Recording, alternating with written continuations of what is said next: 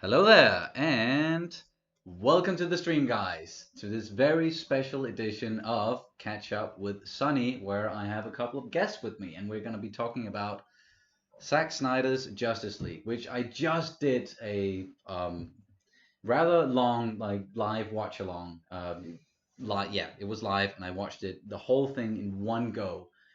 That was quite the journey. But you guys, of course, you've watched it and you maybe had a few breaks in between and everything, which is I'm sure that's how most people did it. But before we get going, just want to let you guys introduce yourselves, just however you want. And you guys out there, just the way that we do it on the channel is pretty laid back, and that's also the way that we're going to be doing it today. Is a nice little conversation about this movie and everything that happened in it, as much as we can get into in the span of an hour and a half, 2 hours ish, depending on how much there is to talk about. I know there is a lot to talk about, and we're gonna how much beer we got left. Exactly, I was just about to mention that we're gonna be drinking a little bit of Tuborg Classic right here, and have some regular Tuborgs, standing by. Exactly, just to keep the Danish flair going. But as I said, I'm gonna let you guys introduce yourselves, however you want to. Maybe you go first, Peter. Yeah. So I'm Peter. Apparently, we know each other back from the university days, and I got an opportunity here from my friend Sonny to come on the show and do some shamelessly promotion of my publishers. Apparently, I'm a comic writer. Well, yeah, that happened. That happened. Yeah. I write comics. Haven't published anything yet, but we're out with an anthology series here in fall. Actually, Halloween. Mm? Everything goes right. From the forlaget outcome, means offspring. Offspring, yeah. Hence the very hence nice. the little metal baby. Yeah, the fetus that's going like this. Yeah. All horror and all horror comics, all sin comics. Yeah. And then we have me and a partner and a very, very talented illustrator have our own comic book coming out next year. Yeah. Title still in progress, but it's about Satanists and people fucking on beaches and not a lot of superheroes.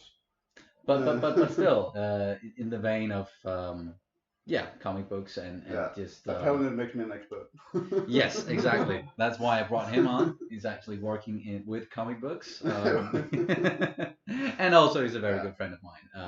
So that's and all comics are the same, obviously. Yeah. But I brought my own expert, which is my partner in crime when it comes to everything Marvel and DC. We've probably seen all Marvel movies besides Ant-Man and the Wasp. I think we started. I think you were there. Yeah. When we saw Thor 2, I think it was. I actually remember the moment when I don't remember if it was Guardians of the Galaxy or if it was the first Avenger movies, but we were in the movie theater watching it together, and we were there with some other friends of ours. And then after the movie, what happens is you talk about a movie, and they're not as deep into comics and Marvel and DC as the two of us, and especially as you are. And I remember telling you, I'm done watching these movies with people who are not, you're not true blood. You're not in the know.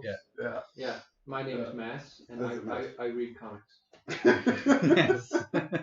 And apparently, I've read more DC than Peter, and I don't know. Yeah, probably me as well. Yes. I read a lot of comics, or a bunch of comics at least, when I was growing up. And then at some point, unfortunately, I stopped buying comics, or at that point, my parents stopped buying comics for me because I was that age. Right.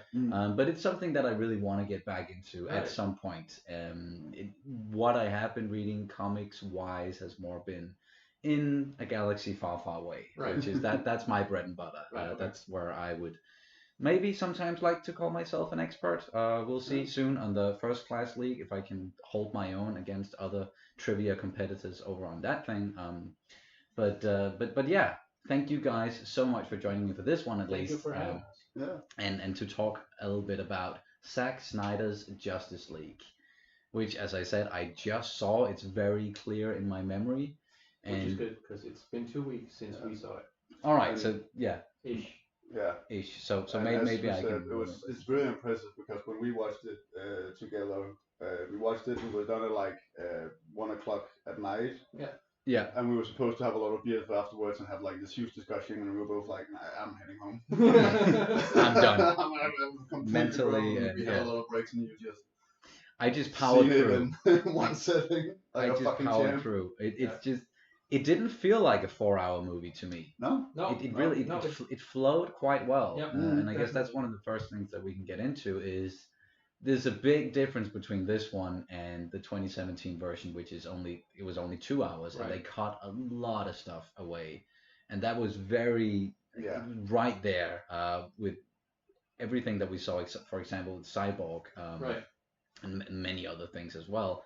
But it's just the amount of, especially Cyborg, yeah, Especially the black man. they did that guy so fucking dirty, and I Oh, yeah. totally understand why Ray Fisher, he felt like he was being harshly treated, and the things he was saying. It makes so much sense now. And what doesn't make sense is why they cut it, because that was some of my favorite stuff from the movie. Like, as some people have been saying online, it's like the heart of the whole thing. It comes from him, and even like the voiceover speech during the epilogue is from his father, and the thing that he left him with the tape recorder there. Yeah. So I was just glad to finally see that shit. It really. That's what I love most about this movie. It flowed really well. It put all these things back into the thing that was clearly missing from the 2017 version. That just felt like it was being put together and just jumping from scene to scene. It's just way more of a cohesive experience. I don't know about you guys if that's like the same experience that you had, that you felt it was just the flow of the movie. I remember before we sat down and saw it, which was like, I think the biggest thing with this film is that, as I always told you, but as I told you, it's like we're not going to watch the movie that Zack Snyder was to put out in cinema. Because if he were to put his cut in cinema, it would still have been cut down to 3 hours or 2.5 hours. Yeah. So that's not even the movie we got to see. We got to see the complete. Sorry. No worries. That's how it sounds when you open a beer. That's how it's supposed to. Yeah. So like when you said all these things that was cut out, you know, it's that's the weird thing of it. It's you know, you watch this film and you say and you're thinking, so even if if he hadn't left the project, even if they hadn't hired Joss Whedon, they would still have had a very cut down movie. Yeah. And you watch this film and you're like, what was there to cut out? I mean, probably a little action sequence here and there, but not a lot, really. Yeah, but probably if you had to cut that down, you would come down to something that was maybe 3 hours and 45 minutes or something like that. Yeah, not a lot less than what we got here. And at some point, he did announce that it was going to be 2-hour movies. Yeah. It was going to be a part 1 and part 2. And what I've been thinking about is, well, where was that cut going to be? Because there's not really a place where you can go like, okay, so this is our cliffhanger. No. This is where we're going to cut it. Martian Manhunter. So we're going to get into that guy. Yeah. So I just watched Harry Potter, Deathly Hallows Part 1 and 2, and don't judge, and Mockingbird Part 1 and 2. No judgment here, not at all. I actually enjoy it. A shame-free zone. Yeah. So I listen to Nickelback from time to time, you know. Don't say that out loud. I'm disappointed now. But you and my mother both. But those it was sort of obvious that those movies were always planned to be part 1 and part 2. And I don't see, like, it's hard to imagine those movies being one continuous movie, because especially with the Harry Potter one, the first one is, there's not It's such really, a drag. it's sort of a drag because they take their time, and I haven't read the book, but my girlfriend has it. There's a lot of stuff there where I can see why they, in a sort of taking our time to give the sort of impression of, well, the first half of that book spans over quite a lot of time. I haven't read Mockingbird either, but yeah. So I'm not gonna too much comment on how where the split is in that book, but in the Harry Potter movie it was sort of, okay, this makes sense. I see why we cut here. He gets the wand and he's all like, oh yes, I have the power like He-Man, and yeah, and so that makes sense because that's a good cliffhanger. I actually do remember. Wow, he just got the there power. Was a tiger, right? Huh? There was a tiger, right, in Harry Potter. There was a tiger? Yeah, he yells, I got the power, the tiger appears. Oh, the tiger appears, yeah. And he gets the hair. Yeah. So I have a hard time seeing where that cut would have been here, but yeah, like you started off saying, you said it, somebody said it. This is sort of the Zack Snyder's like dream come true. Yeah. Like he got to do exactly what he wanted. Yeah. Yes. Which is totally awesome. It's totally awesome, but it's also the thing I've told you I think is kind of the weakest point in it, is that there's these little scenes, little points in the movies where you can kind of feel that it's this first draft feeling that there's no producers, there's nobody who's been looking over his shoulder and been like, oh, so why are these people standing here? Yeah. Like there's a couple of times from time to time where you're like, how did they get up here? Where's Batman? Wasn't he there before? Like there's these continuities that doesn't really add up. Sure. And it's little things, really little things, but it's in a way it's still this beautiful thing that you just see this guy having his complete first draft, like no other fingerprints on it. No, this is my thing, and it is exactly what the title says it is. It is Zack Snyder's Justice League. It's his thing all the way through. And I saw in an interview as well where someone asked him whether or not HBO or HBO Max, if they had any notes, if there was any studio notes, anyone other than him involved in the process of really putting this thing together and how it was going to flow. And he just said outright, like, no, like this is my vision all the way through. Of course, there were some notes, but I straight out, like, I just ignored them. And you can feel that as well. It's not that studio interference can be bad. I feel like it can really be a detriment to some movies, but it's not always a bad thing to have like multiple people look at a product and just sometimes it's good with some fresh eyes. So yeah, I agree with you there that there might be some shortcomings, and it was very much a Snyder experience. Right. That's one of my comments when I was watching it during the live watch along, is that I could feel it from the get-go. Right. Okay, this is definitely a Snyder movie. Right. Yeah. You can really feel it. I got the same feeling from watching this that I did from the ultimate version, like the longest edition of Watchmen, for example, which is also 3.5, almost 4 hours when you put in everything that he wanted to put into that movie. Right. But I really enjoyed it, and I thought that it did not, as I said, it did not feel like 4 hours, and I wouldn't know where to cut it either. I don't know, because we were like an hour and 45 minutes into the movie, or an hour and 50 minutes, and we didn't see Batman like really in his suit up until that point. Right. Yeah. So that means, would you have the first part without Batman suiting up? Would that work in theaters when they did that and when they were planning to do a two-parter? So yeah, I have no idea how he would do that if that was going to be the case, but it wasn't. Like we're like, the reality is he got to release it on a streaming service and not in the movie theater. And how was that for you guys, like watching it like this, like a movie that was probably supposed to be watched in a movie theater, but or on a very big TV. On a very big TV with surround sound and everything going on, but like most people watching it on a streaming service, be it on a television or maybe a laptop, even an iPad, or a fucking phone, like who knows. How was that experience to you guys, just sitting there? from watching it for the first time? Honestly, I think that.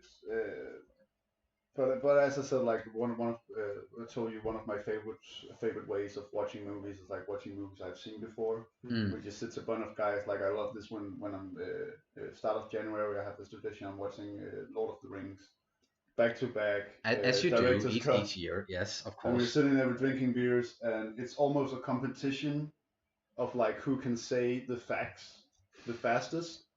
So, for example, I mentioned before the scene everybody knows. Aragorn, Viggo Mortensen, he kicks a Danish angle. Yes. He kicks a bucket, breaks his foot, and like everybody's like, he broke his foot, And, he actually broke his toe kicking that Urukai helmet. That's a real scream right there. That's not acting. Yeah. But we all know it. We all seen the special editions. We all seen the extra materials. We all know the shit, and for some reason, that's just a tradition, and it's interactive. I remember when we watched the Just Whedon cut, what you want to call it in the cinema, just sitting there quiet, bored, and this is my way of consuming, is like having my pause button, having my screen, having my beers, your buddies, and sitting and trying to nerd each other out.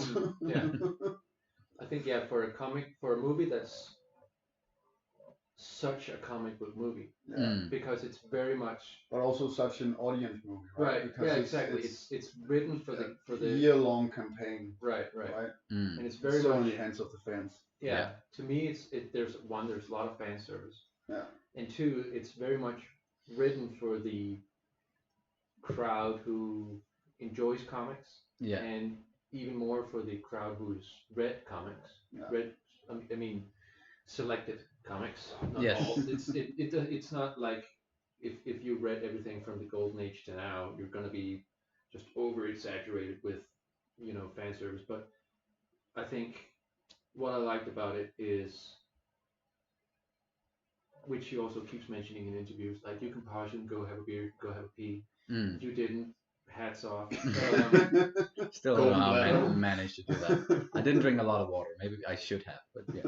Water is good. But I think water's good. I think the only thing public service announcement. Hydrate people. I think the only thing that I sort of was like about was the format, the 4:3 whatever format. Yeah. The sort of very square. Yeah. It's not, but it's almost. And it was apparently, because it even said so in a sort of a disclaimer thing at the start of the movie. This was the original. Yeah, it's to preserve Snyder's original vision about the thing. And I understand the argument that he wanted this to be showed in IMAX theaters, and I get like having more at the top and the bottom, but skewed in that way, it was a bit odd watching it like that at first, I would say, but I did get used to it. Yeah, because I remember that was the first time we paused. Like, that's weird. Yeah. Okay, play. And then you see Superman, he screams and he has to think. Yeah. And it's also because, like in the Just Whedon cuts, it opens up with the horrible CGI face of Henry Cavill mustache. Oh yeah, that's the opening. Damn. With a phone. Yeah. So I almost got that kind of vibe that was like, oh, is someone filming this on a phone again? Like I'm getting, but it's just Wonder Woman this time. Right. So luckily it wasn't. Yeah, it was Wonder Woman. But my point was that was the only time I sort of noticed it, like right when we began. And there's I don't remember exactly the first shot, but we paused and we said, well, that's weird. Okay, go. That's interesting. And then play. And then we saw Superman, and he had and he screamed, and we saw the sound wave sort of going in sort of one wave, another wave, and I remember, and that was the first point where I, like right there, I stopped noticing, and I went, that's not how sound works. Oh yeah, that's right. And I didn't do it a second. You have to understand that he's Kryptonian. Yeah, it's Kryptonian sound. Still, you're right about that. But I mean, he gets penetrated by Doomsday. It's fair to argument that he gets several. That sounded dirtier than you meant it. That's no. It sounded exactly. It's exactly how you meant it. Yeah. I would have screamed several times if I could. Yeah, but he didn't scream several times. It was one But long I mean, scream. if you want to go in that category, I can go like getting stabbed in the lungs. He just doesn't. That's not make a man scream. That's not good. No, how can he scream? That's not how sound. But then again, the like physiology of a Kryptonian might be like the lungs might be down here. Who knows? Yeah.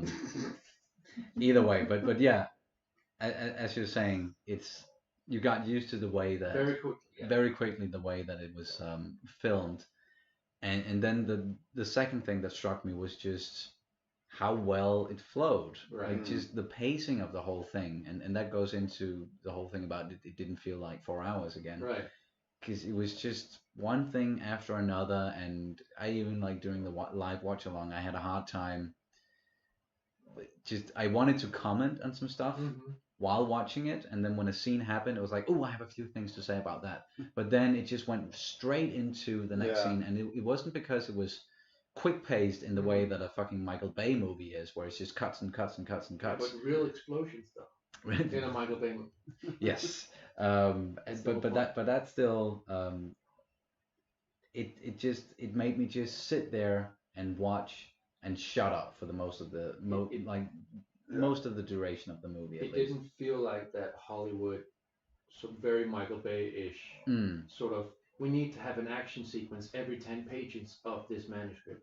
We need to have somebody needs to shoot a gun every 10 minutes. Yeah. And that did not feel like that. Speaking of that, is where I think this movie is very true to the DC comics as a whole. Like on our way over here, we talked about I read the Injustice Year One. Oh yeah. A couple of days ago. And when you read that, there's not a lot of action going on. There's a segment with Lobo coming on. Obviously, when you have Lobo coming in whatever he wants to come in, it's going to be action filled. You phrased that the way that you wanted to. Exactly once again. how I wanted to. It's gonna be my catchphrase. Exactly how I wanted it to.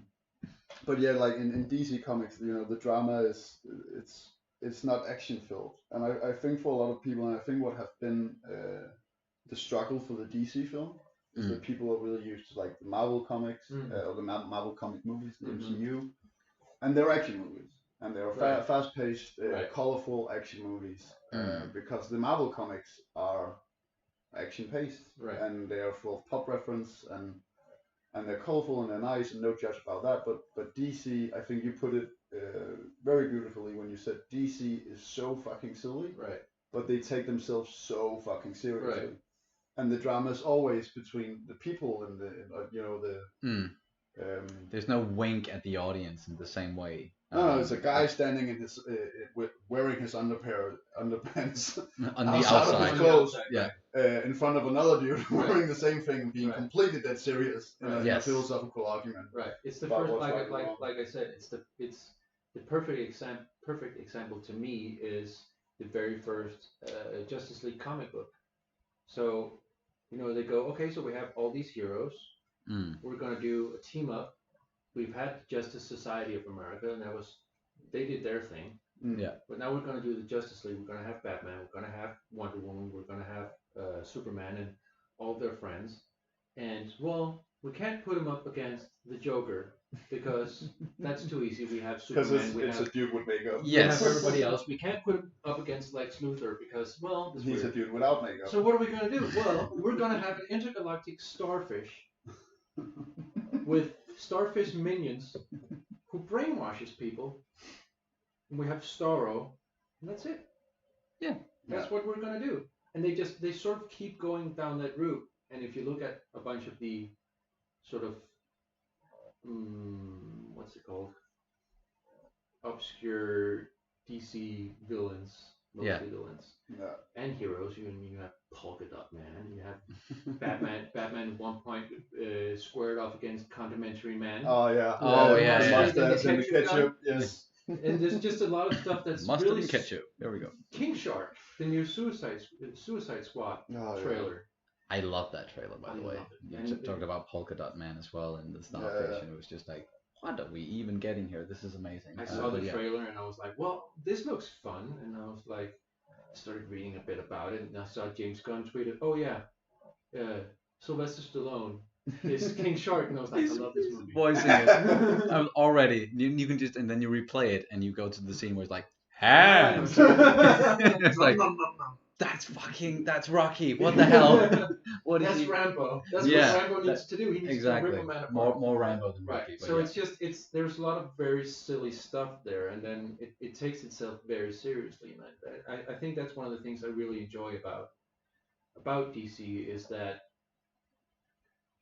yeah, taking this very silly, very serious, and it's also, to me, DC is what I think about, is what I think other people perceive superhero comic books to be.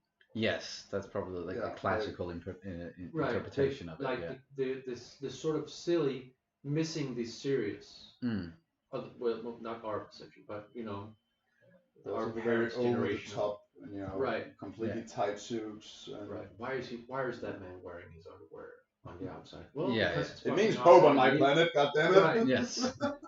It's awesome, and you need to leave that man alone. He's 80 years old. Yeah, exactly. Well, I mean, talking about fresh eyes. I mean, you just watched a movie. I remember when we watched it. I had to try, and it was probably because we had a lot of beers and it was 1 o'clock at night. But I really had like this when I sat down. I had to because usually when you watch a movie, it's like, what's the first thing that popped in your head? I'm just sitting there like I do not know. Like there's not this thing popping out of my head because it's 4 hours. So there's so many things of like trying to cut through and separate. So like just seeing the 4 hours Snyder cut, like what's the first thing that actually pops out in your head? It is difficult because, as we've mentioned now several times, yes, I did watch it in one go, and I wish maybe I had taken a couple of breaks, or I had time to just take a break here and there and just let it, like, some of it marinate before I proceeded on. Sorry, but the first thing that really pops up, actually, just when I just think of what I just saw, is Cyborg. Yeah. And his whole story, how it fit together, how much weight it gave to the story, how much more I understand that character now, especially why he is the way that he is. I don't even remember if this was a part of the 2017 movie where the explanation comes, like how his father actually gave him the look and the suit, and how he used the mother box and that alien technology, what it actually can do, how much power that Cyborg has. Inside of that, like, I honestly can't remember if that was a part of the 2017 movie, and that was probably because, like, if it was, then it was just presented in, like, not in as a good way as it was here.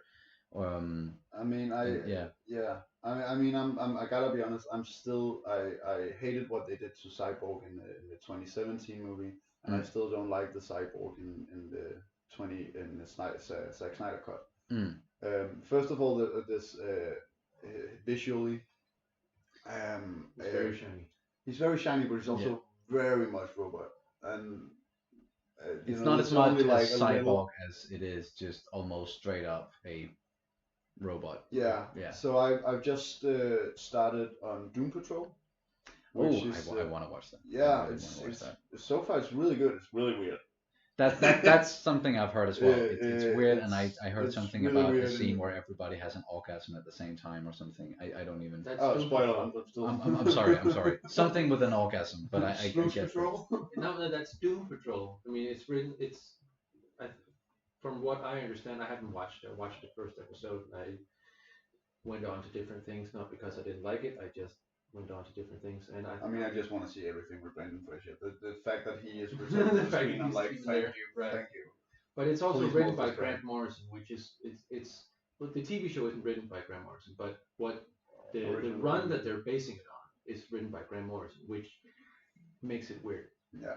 I mean, Grant Morrison made Santa Claus a badass. So that guy can do a lot of things that you wouldn't think about. If you haven't read Klaus by Grant Morrison, you need to you don't need to pause this because it's live, but you need to go out and you need to yes, as soon as this is done. We will wait for you. Yes. You can pause it. You can just send a link or whatever. You're gonna go and you're gonna read Klaus, Mm. and you're gonna go, oh, that was badass, and then you're gonna realize that he did a second run, which I didn't read yet, but I'm thinking it's good, which is, well, who does Santa fight next? The Boogeyman. Obviously. Of course. Not the Easter Bunny? No.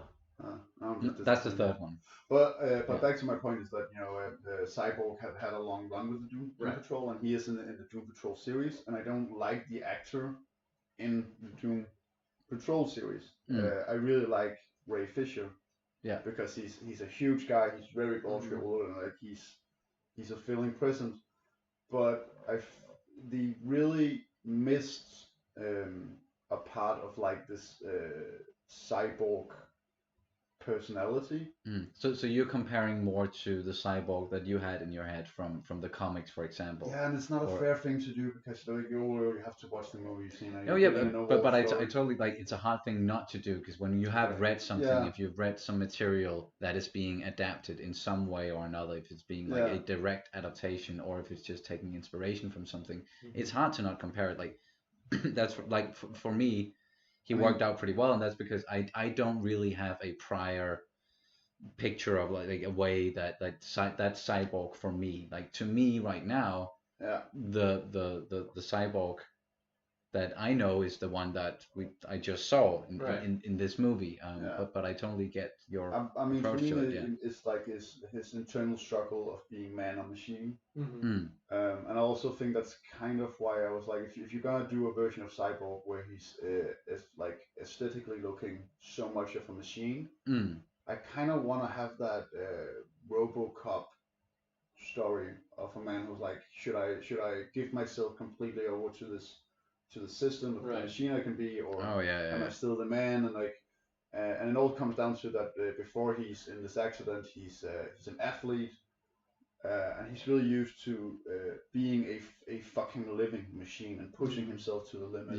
Very physical person. And then all of a sudden he gets all these superpowers, and he's like, but it's not me pushing myself, it's just me being in this mentality. It's not me giving myself 110%. I already have the capabilities. It's just it's almost as they say in the movie. It's not a matter of what can I do. It's a matter of what shouldn't I do or what don't I do.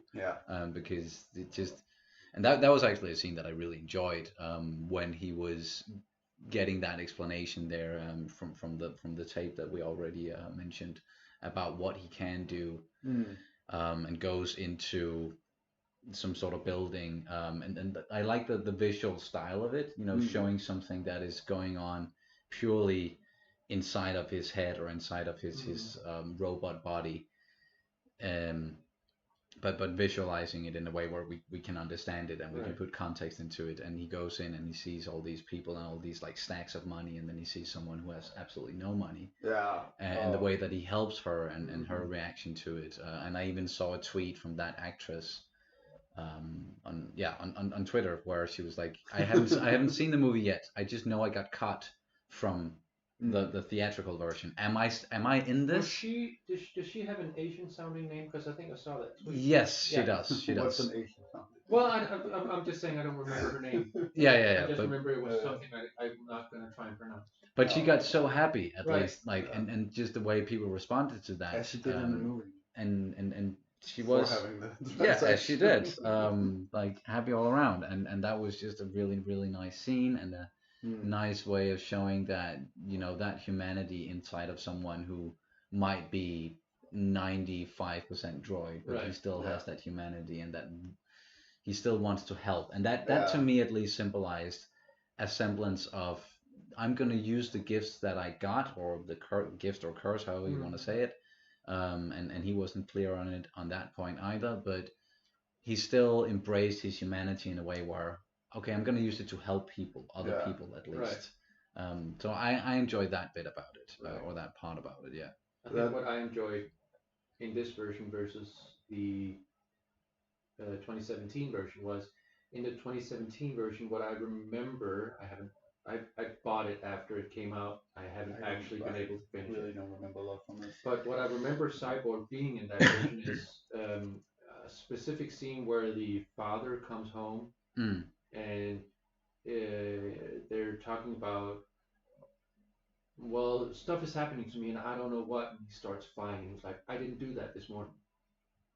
So in that version, it was very much these powers are happening to me without my sort of control, and I think there's a bit more of discovery in this. Yes. More of I'm finding out what I can do, other than well, this stuff just sort of happened, and I have to deal with it. And oh, by the way, it seems like he has sort of more. I don't want to call it control, but there's but like awareness of what. There's more awareness of more agency to his exactly. to his quest there, like, or his story. This is the only thing that I can remember from the Snyder cut where it's sort of this is happening. I don't know what is happening. Is when it detects danger when Superman comes back. Yeah. That's right. Yeah. And then it works like really well to me that moment because in the Whedon version. Well, I don't want to call it the Whedon version. In the Justice League 2017. In the 2017 movie. Yeah.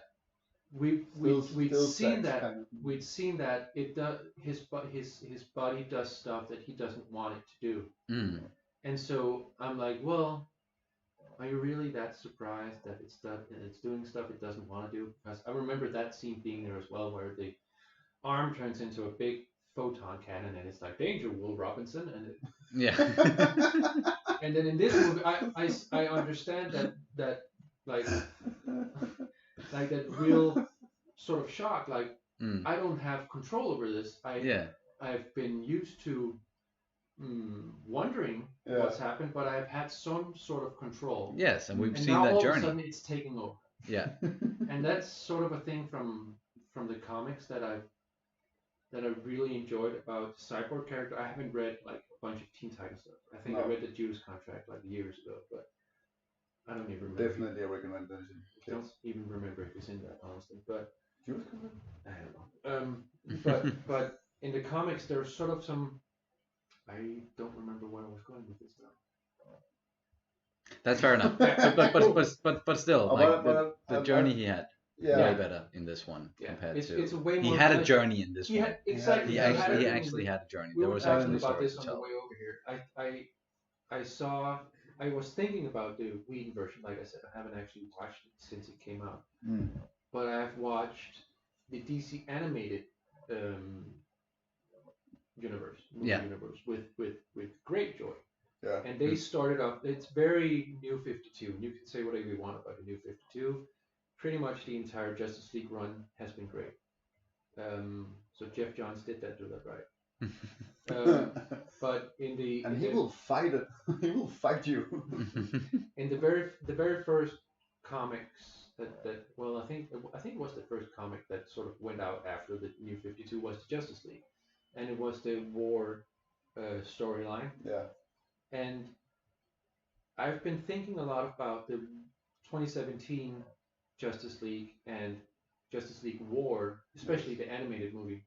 And those two movies, if you think of those two movies as sort of standalone works, if you think of especially War as this is a starting point, you're supposed to be able to pick this up and start there. It works incredibly well, even though there's no real fleshing out of the characters in that. You see Victor Stone become Cyborg in that movie. And everything is very fast, and there's no real like deep introduction to any of the characters. It's like, okay, so Batman's a thing, and Green Lantern heard of Batman, and Superman's a thing, but nobody really knows what he is. And same thing with the Flash, and same thing with Shazam. And there's no real introduction, but it all just works really well. And then if you think of the Whedon thing, like we know who Superman is. Yeah. And at this point, we also know who Batman is. But I think, and we've seen Wonder Woman in BBS, and it just it doesn't work as well. Even though it's pretty much the same movie, even though War has Darkseid, the other one has Steppenwolf, yeah. But I think where you can compare these things is like when in Justice League War, what you have is like you have a conflict and all the heroes are responding to it. Right. Right? And then you have the 2017 cut where you do not have the conflict yet. There's a conflict starting, and then you also have Batman and Wonder Woman walking around trying to get heroes the team together, right? yeah. Whereas like, why would you try to convince like, hey, you have superpowers, the world's gonna end, we need your help. I'm not feeling it. Like, how is that a conflict? Like, why would you be like, not step on that team? Yeah. You have superpowers, they're in the need of you. Right. Yeah. In war, they all like separately are responding to a conflict, and they're like, oh, we all responded to this conflict. Like, here you are, here I am. Okay, yeah, we all noticed this thing going wrong, and now we're all responding to it at the same time, kind of thing. Yeah. Whereas in this one, it is without those personal journeys, without those personal stories, and okay, so what's going on with Cyborg, and why is he not like willing to maybe join up at first? And same thing, especially with Aquaman. Okay, why is he saying no? What's going on with him? And we get more about his responsibilities as like the supposed king of Atlantis, and we get a few scenes about that, and it's just those extra nuggets. At least it gives way more credence to what then happens later on in the movie when they do team up. But this is kind of like, I think the biggest missed opportunity in the Zack Snyder cut is like how they choose to divide who goes talk to who. So Wonder Woman goes out and tries to find Victor. Yeah. Who's Cyborg, and Bruce Wayne is going out to find Barry Allen. Yes. Which I think is kind of weird, because Victor is he's a Gotham youth. He's a Gotham teen. Yeah. He's grown up with the concept of both Bruce Willis and Batman. Bruce Wayne? No. Bruce Willis. No. Haven't you seen Die Hard? Totally. But like, so for me, it was like, it would make totally sense if like if Bruce Wayne showed up to like this promising young dude who's now also superpower, and be like, hey, you know, I'm Bruce Wayne. I got all this money. I've also probably sponsored your football team. Do you also know I'm fucking Batman? Yes. You know, I do this shit. Done it for 20 years. I know some stuff about gadgets and technology. Yeah, you're like me, stepped up, man, and like, you're the next generation. Come work on this team. Yeah. And then you have Barry Allen, who's at this point established already a superhero. We've seen in the because we have always seen that he's taking out Captain Boomerang in the Suicide Squad film. That's right. Yeah. So he's like he's in the game. He just needs to step up. Like, he just needs that idol of someone who's like, you know, I'm a hero, you're a hero. You just need to come up on our level. You have superpowers, I have superpowers. Yeah. Kind of a deal. So they the had only that. thing that the Whedon version has on the Snyder Cut version. Like, that was the only thing that I was sort of hoping was a Snyder thing. The just save one. Yeah. Oh, I was actually sitting and waiting for that and wondering if I should mention it or not, but then it just didn't happen, and I was like, well, okay, apparently that was a Joss Whedon thing. Yeah. Like, I can live without it, but I really like it. Definitely can live without it, but yes, I did enjoy that thing where he was like, just save one person. Like, you're clearly just getting into this whole thing. Just start with one. Yeah, I do quickly want to highlight just one comment here from RB, aka Sweel. Hey, Sweel. Have we mentioned the slow motion yet? Apparently, people made or did the math, and it adds up to about 10 minutes, or 10% of the movie. 24 minutes. Yes, I thought that was a fun little, because yes, of course there's a lot of slow motion, and it's a Snyder movie. You mentioned when we were on our way over here, we took a long walk, we were drinking a beer, and you mentioned it, and the funny thing is, you were like, I didn't think it felt like that long, and I was like, I thought it would be longer. Yeah. I thought the amount of was actually longer than that, and then we talked about this also. So there's the slow motion, but there's also the fact that there's a lot of shots that's done not in slow motion, but in like very wide, somber and quiet. Yeah, and, you know, with Bruce the Willis, lamentation riding music. over the glitches in Iceland and stuff like that. Mm-hmm. So for me, it was like, I thought it was like maybe 20% of the movie was in slow motion and stuff like that. It can definitely feel that way. Yeah. But when you see a film like, for example, 300, which is a film you don't watch for the story, you watch it for the aesthetics and the visuals of it. Yes. And when I watched the film, I knew some of my friends was getting together the day after that to watch it. and they were like, hey, can you give us a review? No spoilers. Like how many stars would you whatever would you want to rate? Yeah. Do How it do you want to rate do it? Yeah. And I was how do you want to rate it? And I wrote them. I want to give this movie out of 6 stars. I want to give it 3 parentheses 5 because it's if you watch it as this like overall superhero movie, it has its flaws, but it's good entertainment. I love it. But as a superhero movie, I'm like, I have never seen anything come so close to It's reading a comic book. to reading it felt like I was reading a fucking comic book for like 4 hours. Right. I think you wrote that to me as well. Yeah. The whole 3 And- parentheses 5. Yeah.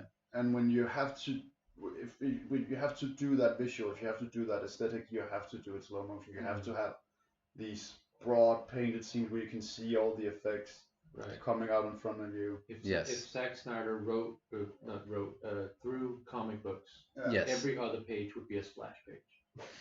Pretty fucking much, yeah. Pretty much, and it would probably be like something like George Perez type stuff, where where you would have like I like how you just name drop it. Like every time you do it, I get a 136 little characters, and you would be able to see the costumes, every single one, because it would be slow motion, and you would be able to take your time to take in every little detail. That's Hourglass Man, and that's Dr. Fate over there. Oh, look, there's Spider-Man. What's he doing? Have you seen the teaser trailer to Black Adam?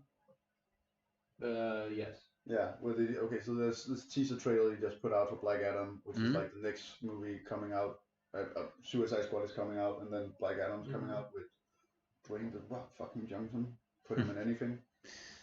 So the teaser is a voiceover of Dwayne Johnson, and then it's just like this still comic book. These still pictures, they're moving slightly towards each other, but it's all drawing. And I kind of feel like that's probably what Zack Snyder would have done. Like in a completely like if he could just have done it as a home project or like a hobby project or something like that, he would do it, which is kind of fun because Joss Whedon before he did the Avengers, he did an X-Men series like that. He did the entire, I think it was the Ultimate X-Men. I might be wrong on that. Correct him if he's wrong. Yeah. Fuck it. He did X-Men. Sound off in the comments. Fight. But he did X-Men where it's all these, voice bubbles coming up and it's like stills moving towards each other and yeah, it once again comes down to that aesthetic. Marvel doesn't do that. They do movies based on comics, and this is like it really feels like Zack Snyder is trying to do comic movies. And it feels like he's always been doing that. I was gonna say that's been like my favorite thing about Snyder movies is like visually they're there. A lot of people took a big steaming dump on Man of Steel, and I was like, well, yeah, but because one of the things that I kept hearing is I can't see the action, and I was like, well, the action is in widescreen, so you actually get to see. There's no Born Identity. If you've ever seen behind the scenes of Born Identity, the cameraman goes like this. Because it's supposed to be intense and stuff like that. But especially in the Smallville scene in Man of Steel, you see Superman punch a dude and he flies down Main Street. And people have been I remember people complaining like, oh, but he punches them and they're moving so fast and everything goes so fast. And it's like, well, yeah, God punches you in the face. How fast do you think you're gonna fly? You're gonna go quite a ways. Jesus Christ himself bitch slaps you. How far do you think you're gonna fly? Yeah. And that's another thing that I really enjoy, that I liked about the beginning. You see why I bring him to this? BBS is the beginning where we see Bruce Wayne land in Metropolis. We're not gonna mention that they're sister cities. Apparently, what the? Yeah. Sorry.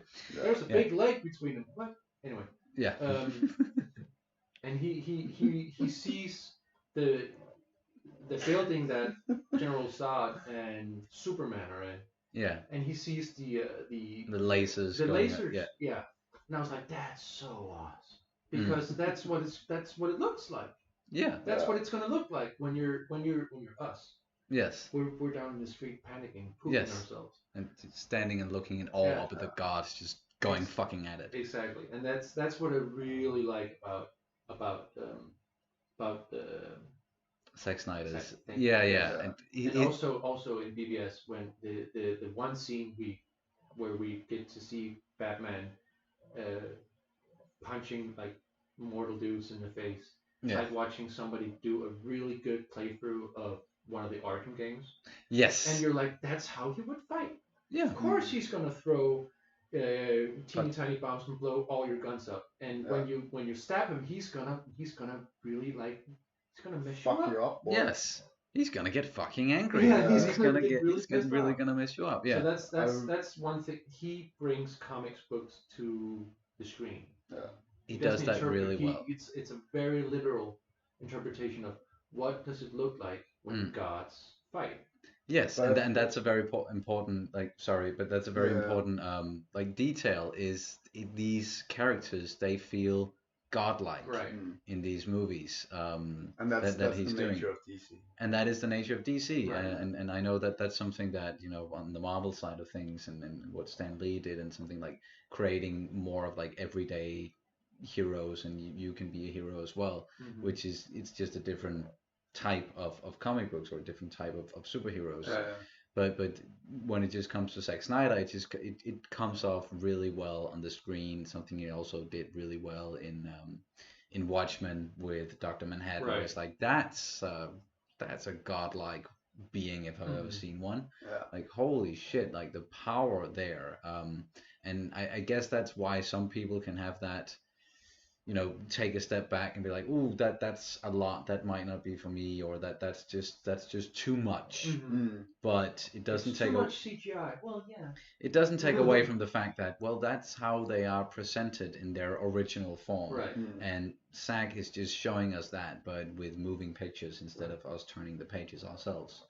But I think, when we talk about the whole God complex that is really there in the DC, like the one of the two most complex characters in DC is Green Arrow and Batman.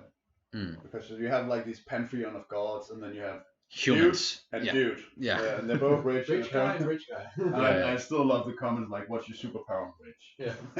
It basically is. It's kind of cheesy, but it's right on the money. Yeah, just to be even more cheesy about it. So the thing is, like, when you do DC, there's always this, it's kind of like the time traveling paradox. Like if you do a time traveling movie at some point, like you gotta address, like, we're doing this film about time traveling, how are we fixing it?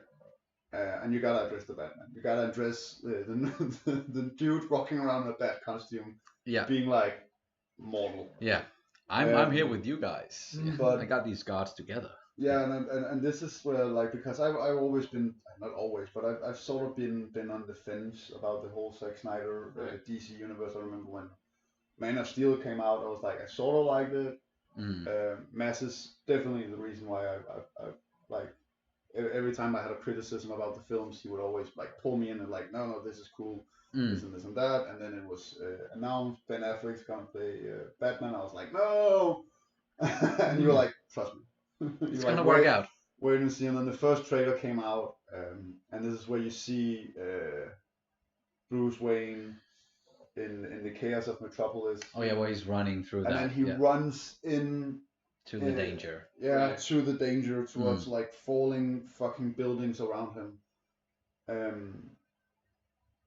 And that was kind of what I was sold, because like, and then like, how are you going to do Batman against a fucking god? You're gonna make a dude who's gonna do that, who's like gonna run into like fallen building, who is he's not a god, but he's divine. He's just in his mindset, and just in who he is. He's like the cleric or the paladin, or like he gets his belief from faith, or like the faith of his ideas, right? That's it's sort of a thing that a lot of writers have been sort of compensating in the comic books. I feel especially Grant Morrison when he was doing Justice League. Batman is very rarely seen as Bruce Wayne, and Batman is like a super version of himself. Batman is always, he's the world's greatest detective, so he's gonna know what you're gonna do before you do it. That's sort of what he does, and he does it even better in when he's Batman in Justice League. So there was this term coming out like Bad God.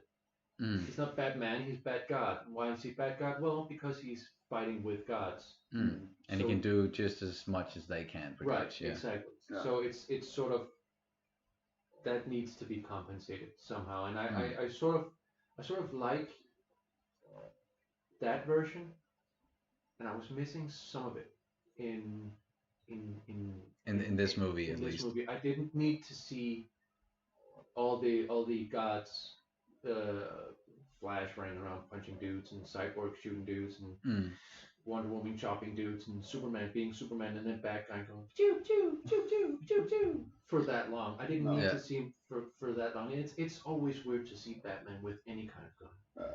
I remember there was a lot of that. I even made a joke when we watched the movie. It's the first time you see Batman get punched by a parademon. I was like, this is why we don't bring the Batman. Yeah. Yeah, because he had issues with one minion. Yeah. It was that was sort of a thing, but then again, it's Zack Snyder doing Frank Miller's The Dark Knight, and it's still pretty cool. But honestly, I think the thing about the 2017 cut was like I didn't get the Batman character, and I think he was way more of a superhero in that movie, like dude in a Batman costume. And then when you see the Zack Snyder, he is way more driven by the character that he's turned in from the Batman versus Superman. Right. We talked about this defining scene where he's talking with Alfred, and he talks to Alfred, and he goes like, "If there's just 1%." Right. So if there is 1%, there's a 1% risk that he's going to be a liability, we have to take it as 100% certainty. Yeah. Yeah. And then from skip. PBS, And then skip to Zack Snyder version, where he tells Alfred for the first time, I'm going by faith. Right. Like, it's not certainty, it's not statistics. Like I'm believing in something bigger now. And you see this character where he's way more Bruce Wayne. He's way more driven by this emotion, and he's way more driven by being the factor. Right. Yeah. Like sponsoring, being rich, and like getting these guys together and getting them out there. Exactly, and I think that's definitely like just a journey for that character inside of the Snyder universe, at least, and something that's so undefined. Before that. Yeah, exactly. But I think that's actually something that I enjoy, and I know a lot of people had gripes with how he was actually straight up killing people inside of like BVS. But Batman has done that before, and I always bring up. But I'm pretty sure. No, not Tim Burton. Frank Miller's Dark Knight. I'm pretty sure in Frank Miller's Dark Knight, he straight up shoots a dude with an M60. No. Probably in the second, but not in Dark Knight Returns. No, I'm pretty sure it's in Dark Knight. At least he's done it. He's done it before. He's done it before, but he always. I think it's also important to say that Batman hasn't killed. So there's this thing about Batman that I think is really important to point out. There's Batman, and Batman in Justice League, he has to be old. He has to be at least in his late 40s. Early 50s. Because he's learned a lot from his entire He has to have been Batman for 20 years, then Meta-Human shows up, and then he goes in Justice League, and he stops being a superhero, he just starts being a detective, and the brain behind the organization, because whatever he done before that is not enough to compare with like the Speedster and Martian Manhunt and shit like that. Exactly. So I think we still see a Bruce Wayne, so every time you see a version of a Batman that kills, you kind of have to have this argument over why are you at that point, and I still think it's justified. He's been Batman for 20 years. He hasn't killed for 20 years, and this is his reaction to the existence of meta-humans and Superman. It's like, I gotta step this game up, and then he learns that I'm not the one who has to step my game up. I have to let these other guys. Right. And there's also the whole breaking down of his beliefs, like he's been tragic. He's basically been a Vietnam soldier for 20 years, and Jason's dead, and probably Jason. No, Robin's dead. I think it's Dick. It's probably Jason, but yeah. I think it's Dick. Maybe it's dead. Anyway, I read somewhere there was supposed to be like Joker gets in the Wayne Manor and kills Jason because he finds out who he is, and stuff like that. That's why they ha ha ha. Like, jokes on you. Yeah, jokes on you. Oh, like that. So okay, it when you see the like costume. There was Yes. there was supposed to be a whole like this is why he broke down. Played by Zack Snyder's son. Allegedly. If they had. If they had. If they had done. Can I do a pee break? Oh yeah, definitely. It gives me time to just. I'm so glad you said it. Then you get to do one afterwards, because when drinking beers, it does just run through the system. The only payment we get from Hydrate, kids. Just time being here, drinking beers and talking. Otherwise, I don't want to hang out with these guys. No, I'm kidding. But when this program is done, we'll put back in the void. Yes, exactly. Speaking of void, it actually kind of looks like we are sitting inside of a void right now, which is the white walls, which is sharing office space with John Oliver or something. But anywho, I do want to mention, because I haven't done that yet, and usually I do that up top, like when starting the streams, that you can of course always send in your comments or your questions through Streamlabs or SuperChat if you want to participate in the discussion here, and then we will bring it up immediately. And you can also in that way support the channel a little bit with a donation. It all helps a lot, just keeping everything going here, and makes it possible for me to do more on the channel and just do this for a living, which I don't quite understand sometimes, that this is actually what I do, is just doing YouTube stuff and putting out videos. But anyhow, you are more than welcome to do that and participate in this discussion. I am still keeping an eye on the chat, and I see that some of you guys are definitely having discussions back and forth about the movie and opinions and all that. It's just a reminder to be kind to each other and just respect each other's opinions, as always, just as we do here. But yeah, you're more than welcome to do that. And if you can't support like financially, because I don't expect everyone to be able to do that, then just click the like button and subscribe to the channel if you haven't done that already. And share, man. And yeah, share it. Share the Sharing is love. caring. Exactly. But at least getting back to the movie, something that I thought we could do, or at least a way to. I've lost my entire Italian. The expert is gone. What are we gonna do? It's just pandemonium. Let's run around and drink beers instead. I'm gonna grab another beer. Yeah. Since we are just sitting here. But I thought a way that we could at least approach this. I'm totally gonna do a tag team, by the way. I've been holding a massive weed. Do it. Sorry about the noise again. A way that we could do it at least is just breaking it down and taking it step by step is. Oh, and he brought more beers. Now it's your turn, Peter. Yeah. A way we could do it is going a little bit by character, because there are a lot of characters in this movie, and they do bring in a lot of people or a lot of characters that we've seen in other Zack Snyder movies or other DC movies, and then also some that we haven't seen before.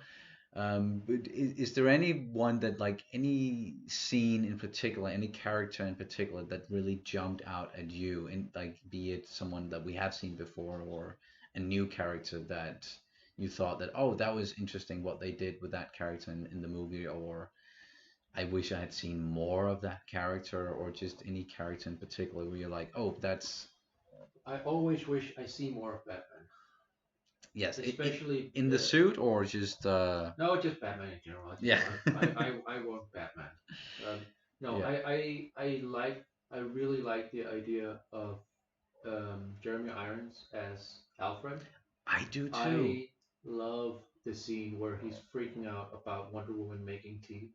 Yeah, that was actually one of the best comedic moments, and it wasn't it's comedic, and it says so much about his character. It's like, well, I don't want to be rude and I don't want to take over, but you're doing it wrong. Yes. I don't want to be rude about it. Yeah. But I'm freaking out. He's like, do you want some tea? No. It's not because I want tea. It's just, don't scold the tea leaves. That's too much and tea. That's too much tea, and do it in this way and that way, and it speaks so much to his character, the Britishness of his character as well, exactly. which is just so Alfred, and so the version of Alfred that was something we know. that was really, if just as soon as they announced, well, Jeremy Irons is going to be Alfred, and I was like, yes, and we're going to get a whole Batman movie with him, and we're not, sadly. Oh yeah. We will see Gollum as.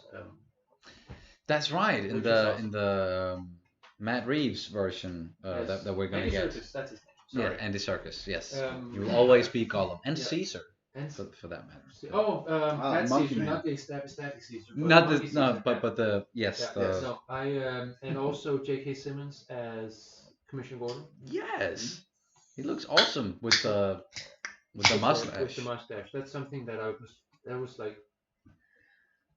I really liked Commissioner Gordon, and I really enjoyed love Commissioner seeing Gary Oldman. Yeah, and I'm very much looking forward to see Jeffrey Wright as that's right. Commissioner Gordon. They keep on bringing in these amazing actors to play that role. Let's but not mention either Tim Burton or the Schumacher versions. Oh, but I actually think that if there's any redeeming qualities to those, it might be Alfred then. And I think props be given when props needed. If you watch the George Clooney Batman, there's some really good conversations between him and Alfred because it's between a Batman and a dying Alfred. Right. Yeah, but that Alfred. I don't even remember. Same Alfred since Tim Burton. And he's a good Alfred. He's a very good Alfred. But very good Alfred. Yeah. He's a very good Alfred. But I was mentioning Commissioner Gordon. Ah, yes. I don't even remember Commissioner Gordon. No, me neither. But it's. Sorry, it's just. Kat is in the chat and she's complimenting your socks.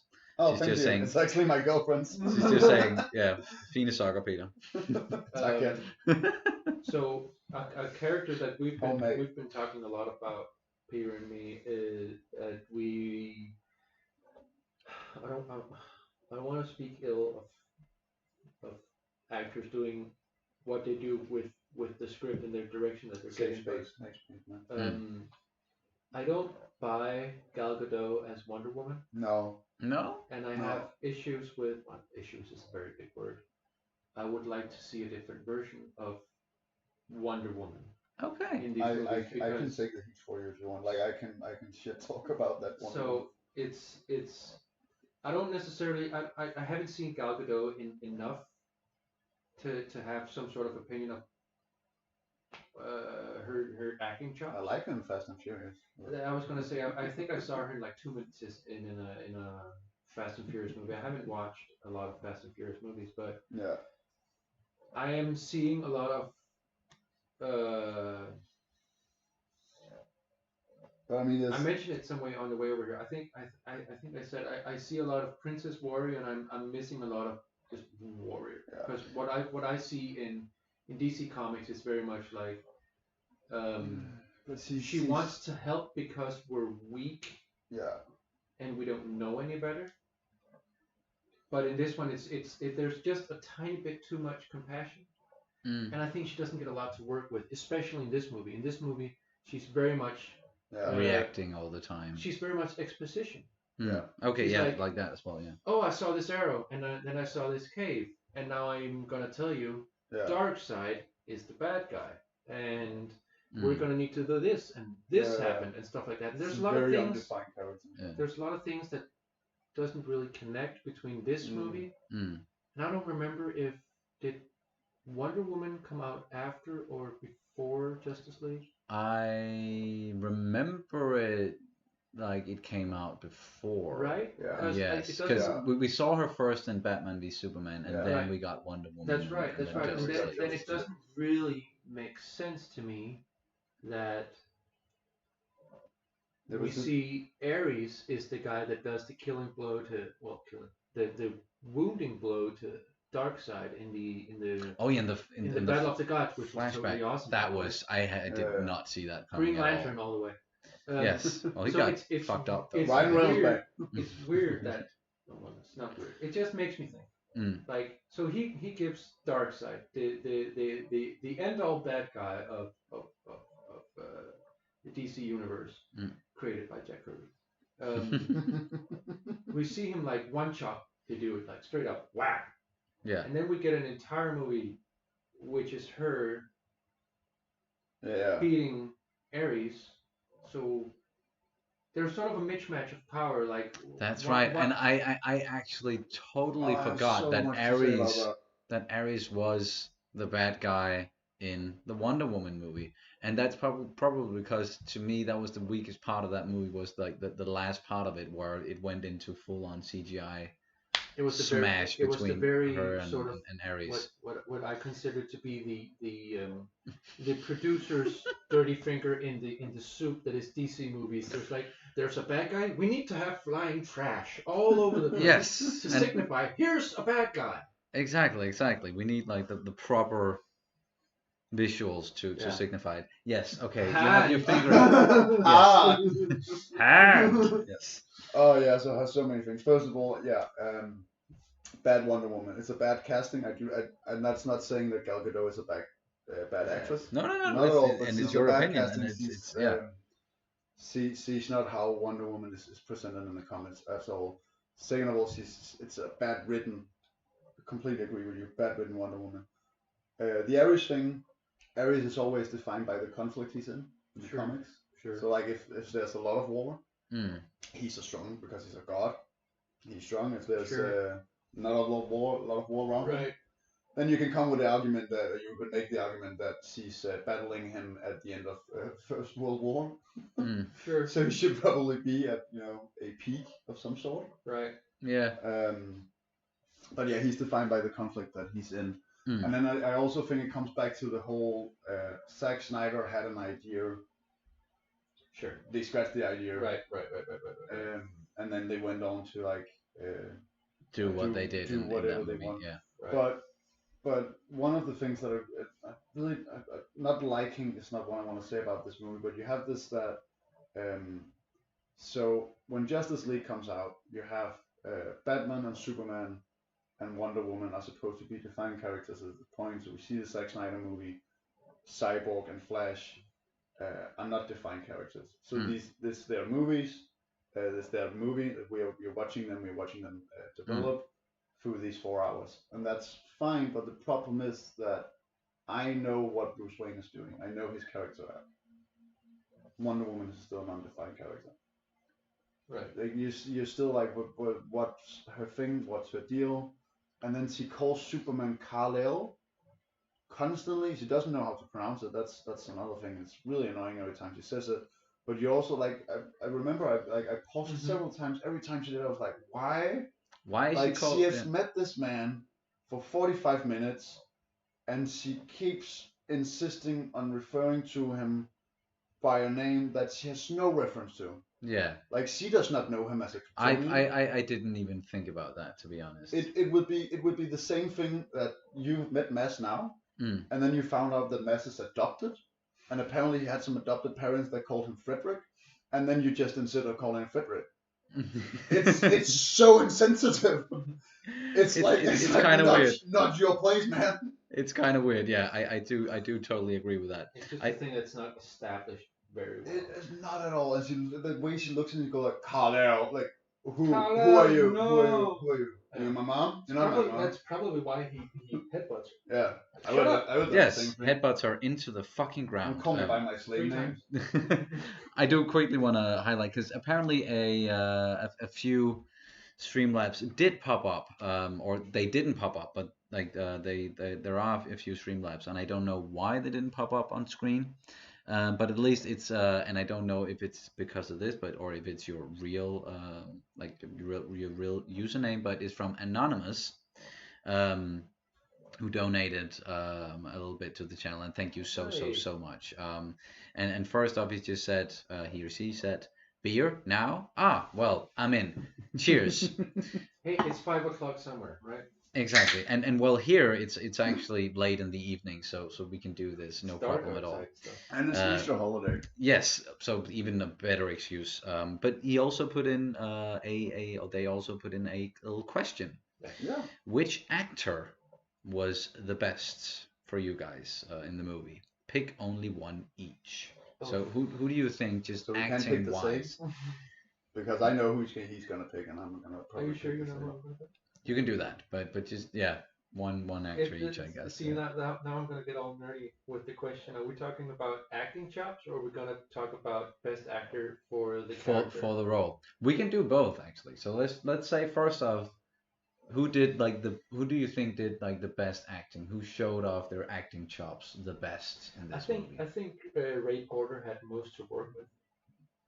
Like Yeah. you said, it's in this version it's a much more fleshed out character. Ray Fisher. Ray Fisher, sorry, Yeah. not Porter. Who's Ray Porter? It's somebody. Anyway. It's someone out there. Yeah. Hey, Ray Porter. I think he had if you're watching. I think he had the most to work with. Yeah. Character development wise, and I think he did a very good job considering that this is his first major motion picture. Like I think he's a Broadway actor. That's right. He was rather new and still Right. like he was hoping this was going to be his big break. Be his big launch, right? Yeah. I think We're acting still chop wise, hoping for him. I think acting chop wise, Justice for Ray. I think he did an amazing job. Yes. And I'm very glad he got that redemption. Mm-hmm. For several reasons that it's not what this conversation is about. I think Henry Cavill is the perfect look for Superman. Yes, I have a major crush on Henry Cavill. Any sort of crush is sort of crush. Yeah. Crush. I think he looks the part, like in just face. Yeah. And body. And I think it's the whole vibe he brings to the character. I really He's very like. stoic, like. Yeah, he just portrays Superman really well. At least just so when, the Superman when you have in your mind. When you wanna cast Superman, you wanna cast a guy who does. You remember that the Jumanji remake with The Rock with Dwayne Johnson. Yeah. Yeah, and he has like this superpower ability that he stares out in the distance. The smolder. The smolder. And And that's the thing you want to go for when Right. you cast a Superman. You want to Right. go for it like. How How do you look out in the distance? How do you like just sitting there being mystified? Right. I do also want to bring up Stand there. Ben Affleck as Batman. Not so much Ben Affleck as Batman, because I think Kevin Smith has talked about this several times. You don't cast Batman, because Batman is a guy in a suit. Batman is most of the time going to be a stunt guy. You cast Bruce Wayne. And there is one point in BVS where Batman is at Lex Luthor's library party, something, and he's in the basement and he's hacking the mainframe as one does. He's hacking the mainframe. Yeah. And the Lex Luthor's assistant comes down and she goes, "What are you doing down here?" "Oh, I was looking for the bathroom. I've had too much champagne." That last drink was too many. And he goes, she walks away and he goes, "Like those shoes." And like that. And then he facial impression, the whole thing right there, like those shoes. That's perfect. Like Bruce Wayne acting. Yeah. Like drunk. Acting drunk, being Batman as Bruce Wayne. That's perfect. I think a lot of people can be Batman. I am very much looking forward to Robert Pattinson being Batman.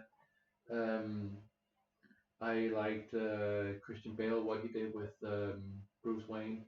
Let's not talk about the voice. But the thing is, I think more actors can be Bruce Wayne, and a lot of people can be Batman. I think a lot of actors can be Bruce Wayne. I think very few. Could you be Batman? I could be Batman. Could I be Batman? No. I am Batman. I'm Batman. I just wanted to. I have throat cancer. Give me the voice box. I think it's easier to cast Bruce Wayne than it is to cast Superman, and I think Henry Cavill is a very, very, very good Superman. I totally agree with that.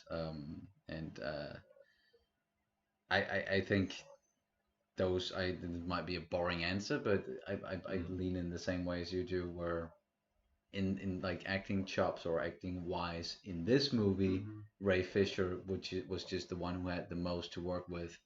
And when it comes to just perfect casting, it's hard not to say Henry Cavill, because he just radiates Superman-ness. Now, in terms of what we didn't get, because the character's not in here, and he's Green Lantern in the comics, in the comic book movies. Nathan Fillion as Green Lantern would be effing perfect. Nathan Fillion would be perfect in many roles. Kind of too late, but then if like it's too late. But if they did like you know that he is I don't remember what quadrant of the galaxy that he goes off to be like a Green Lantern in. Our quadrant, dude. No, because they do Hal Jordan. Oh, that's right. Red-headed dude with the vest for some reason. Right. And then what's he called? Guy Gardner and Jon Stewart. Jon Stewart. Yeah. Yeah. So like there's different human Green Lanterns, and they're developed, like they're put into different quadrants. So you could do a older Green Lantern meeting a younger Green Lantern. There's still a possibility. But I remember like I had an idea for a Green Lantern movie a couple of years ago that I pitched you, which was like this buddy cop movie with Idris Elba. Idris Elba? Yeah, thank you. Fight. Idris Elba. Playing Bloodsport in the new Suicide Squad. As Jon Stewart, and then Nathan Fillion as Hal Jordan. Yeah. And then you have them as like these space cops going around. And like, just the fuck, man, I want to watch my own movie. How those two would buy my comics, so I can get if you buy my comics, I can be a name, and then I can actually go to work into DC.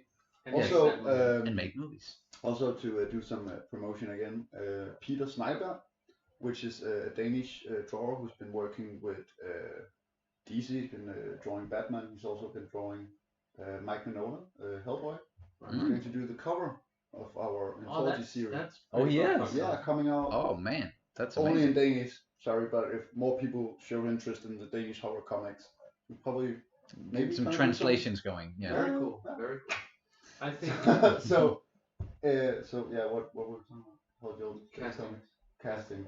Yeah. But I think that like just that when you mention someone like Nathan Fillion, that would be amazing as Green Lantern, or would have been amazing just in the same vein as he would have been perfect for Nathan Drake for the Uncharted movies if you played in all those games. Again, man. That short movie was pretty good. Yeah, that was something. I really enjoyed that, the way it was filmed as well. Really good. Yeah. But anyway, just to keep on topic, like who was like for you someone that stood out like acting wise? You can definitely say Ray Fisher again, but I do not like when they use Barry Allen as a comic relief. I thought he was a bit too. It was a bit too much for me at least with and I don't.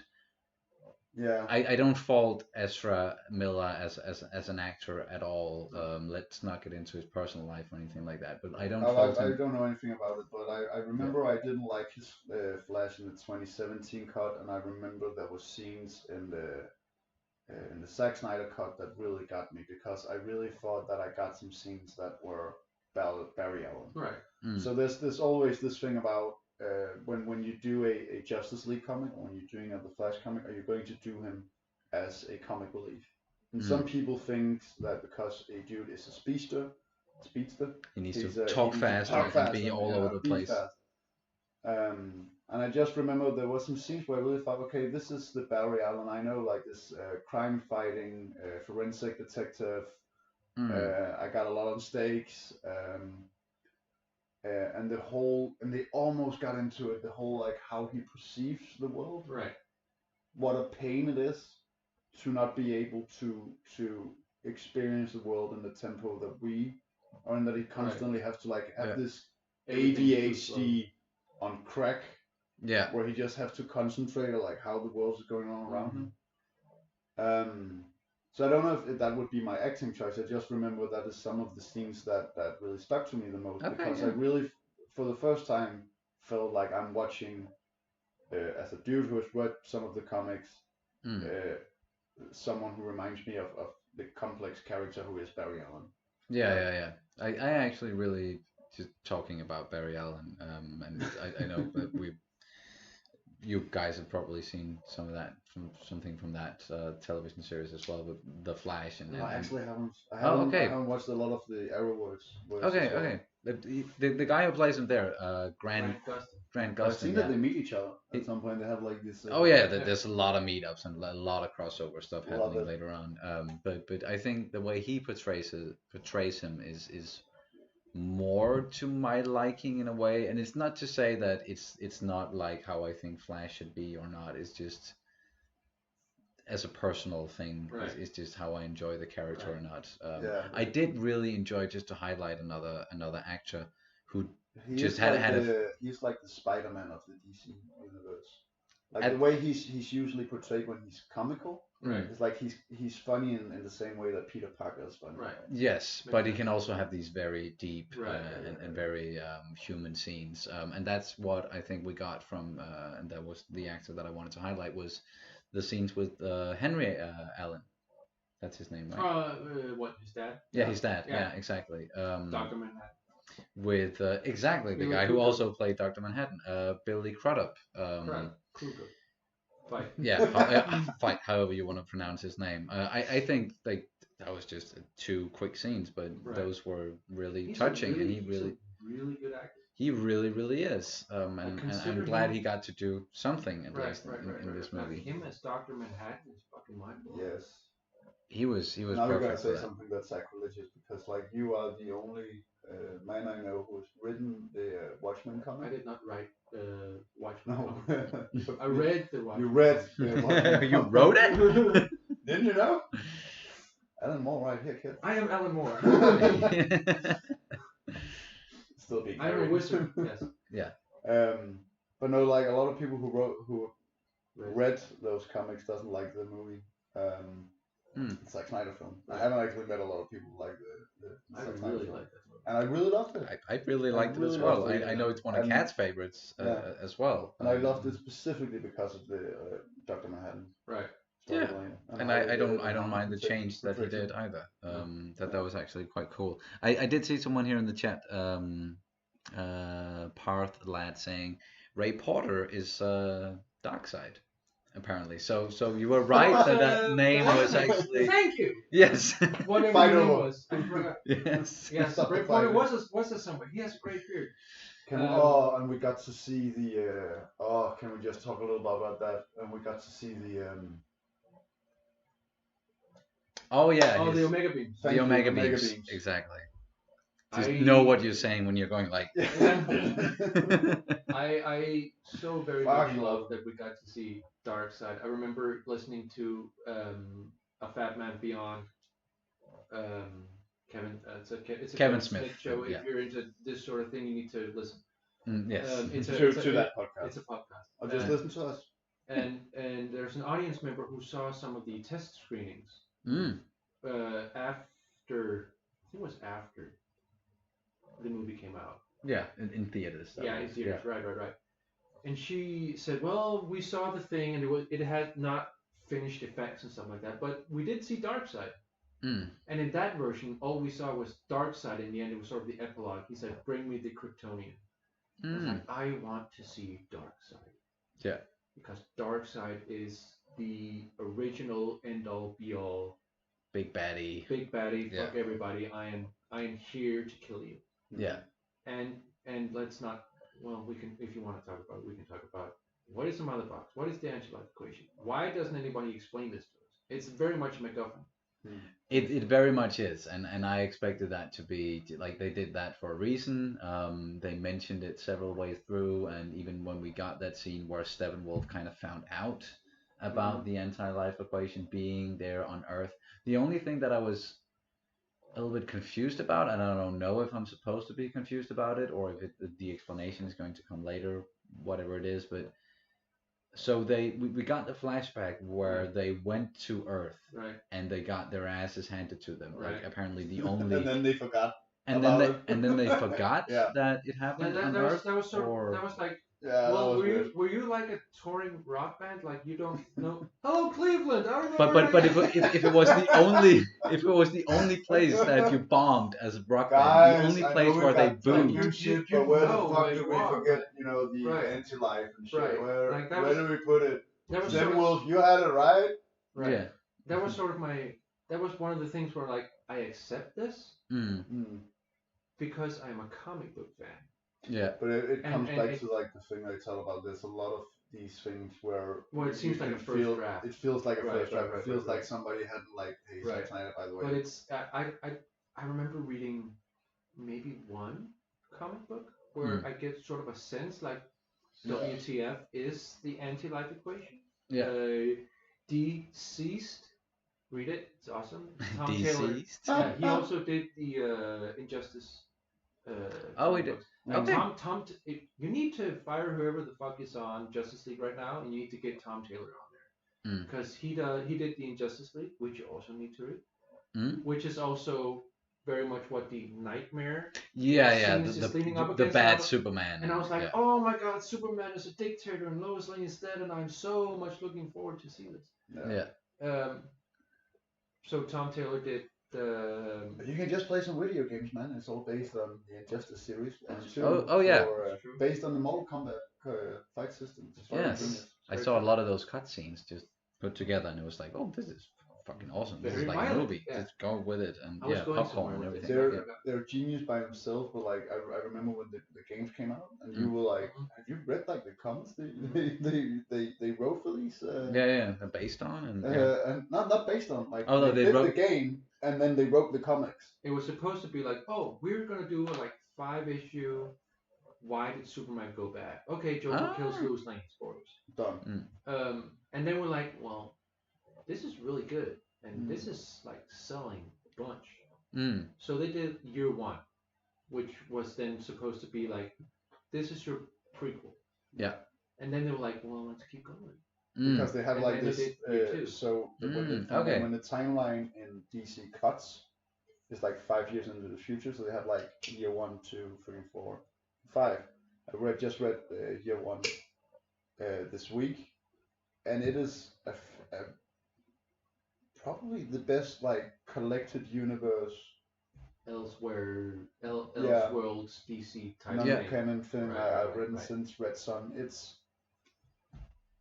I really fucking loved it. There's free.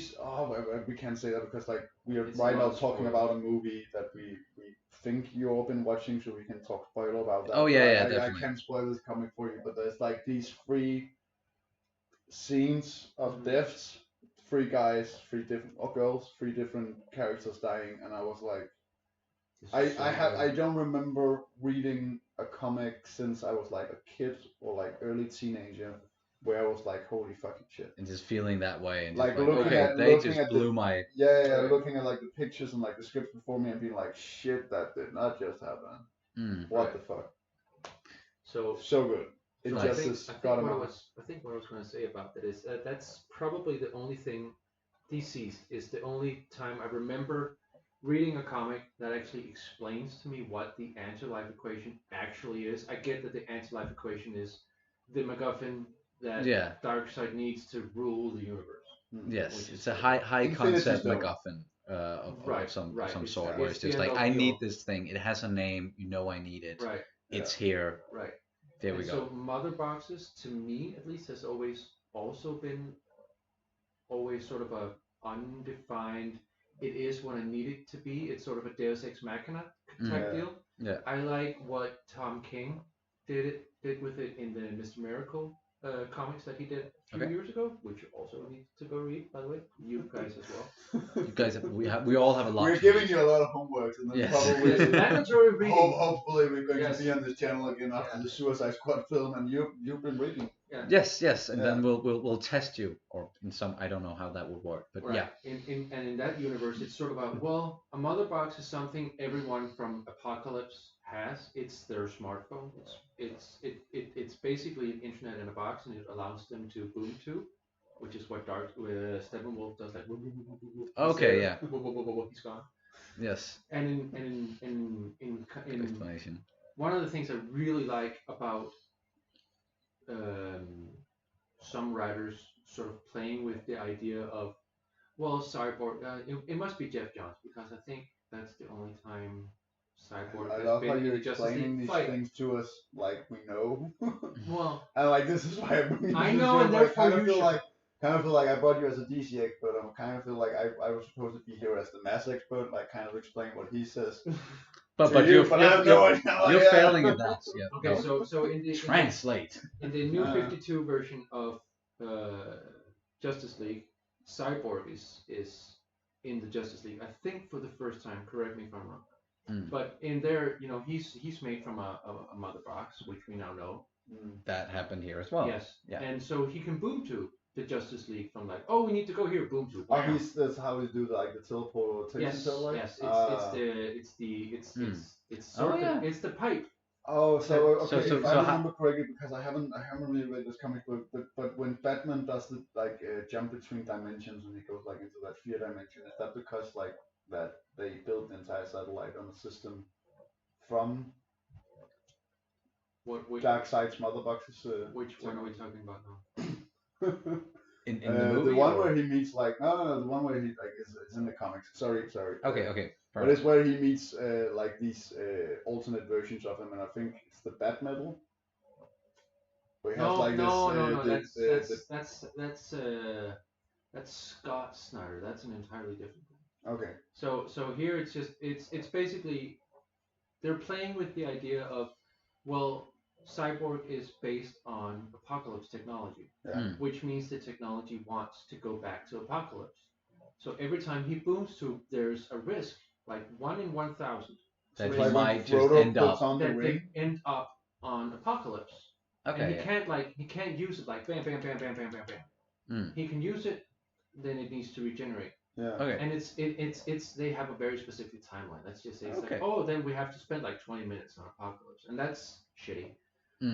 No one wants that. No. And they do some very interesting stuff with that. Like there's in the Darkseid Wars, like Superman ends up on Apocalypse with Lex Luthor, and of all people, he gets left behind for whatever reason. And Superman or Lex? Both. But they both get left. Okay. They get left. Okay. Yeah. And Superman is like, well, I don't have my yellow sun, so I can feel my powers. Red sun? No, yellow sun. Earth's yellow sun. Krypton. The one that makes him. The one that makes him. But isn't that like Superman. the whole gimmick of like the title Red Sun? And like the Red Sun is the Red Army's sun. Yeah, I know, but it kind of play on words. I don't that he's the Red Sun because he's a communist. Our sun gives him his powers. Yeah. Our sun is yellow. You should go outside and look sometimes. I don't know. This is why I like reading comic books and going on these channels. Like, I don't know. Anyways, I don't want to go outside. He's starting to lose his powers, and he Apocalypse has these sun flares coming from inside the planet, and he goes in one of them thinking like, oh, this is yellow sun power, this is all good, and he comes out being a negative Superman. Like it looks like you put a negative filter on Superman. Okay. And so they play around with the Apocalypse technology, and I like that. I forget how we got here. But yeah, they played around with it a lot, and we got that technology. We got the mother boxes inside of this movie. Mother boxes? What is a mother box? Exactly. Mother box is a smartphone, and they're cool. Yes, and the anti-life equation, and how did that fit into the whole thing? It's a MacGuffin. We might get to know about it. We might never get to know about it inside of the Snyder universe, probably at least, or inside of these movies. And that's at least something that has been out there ever since this movie came out. Is people now want more of this, or of the Snyderverse. Release the Snyderverse. Release the Snyderverse. That's the new hashtag, and apparently it's trending even more than the Release the Snyder Cut did. And we also got the David Ayer. We also got that.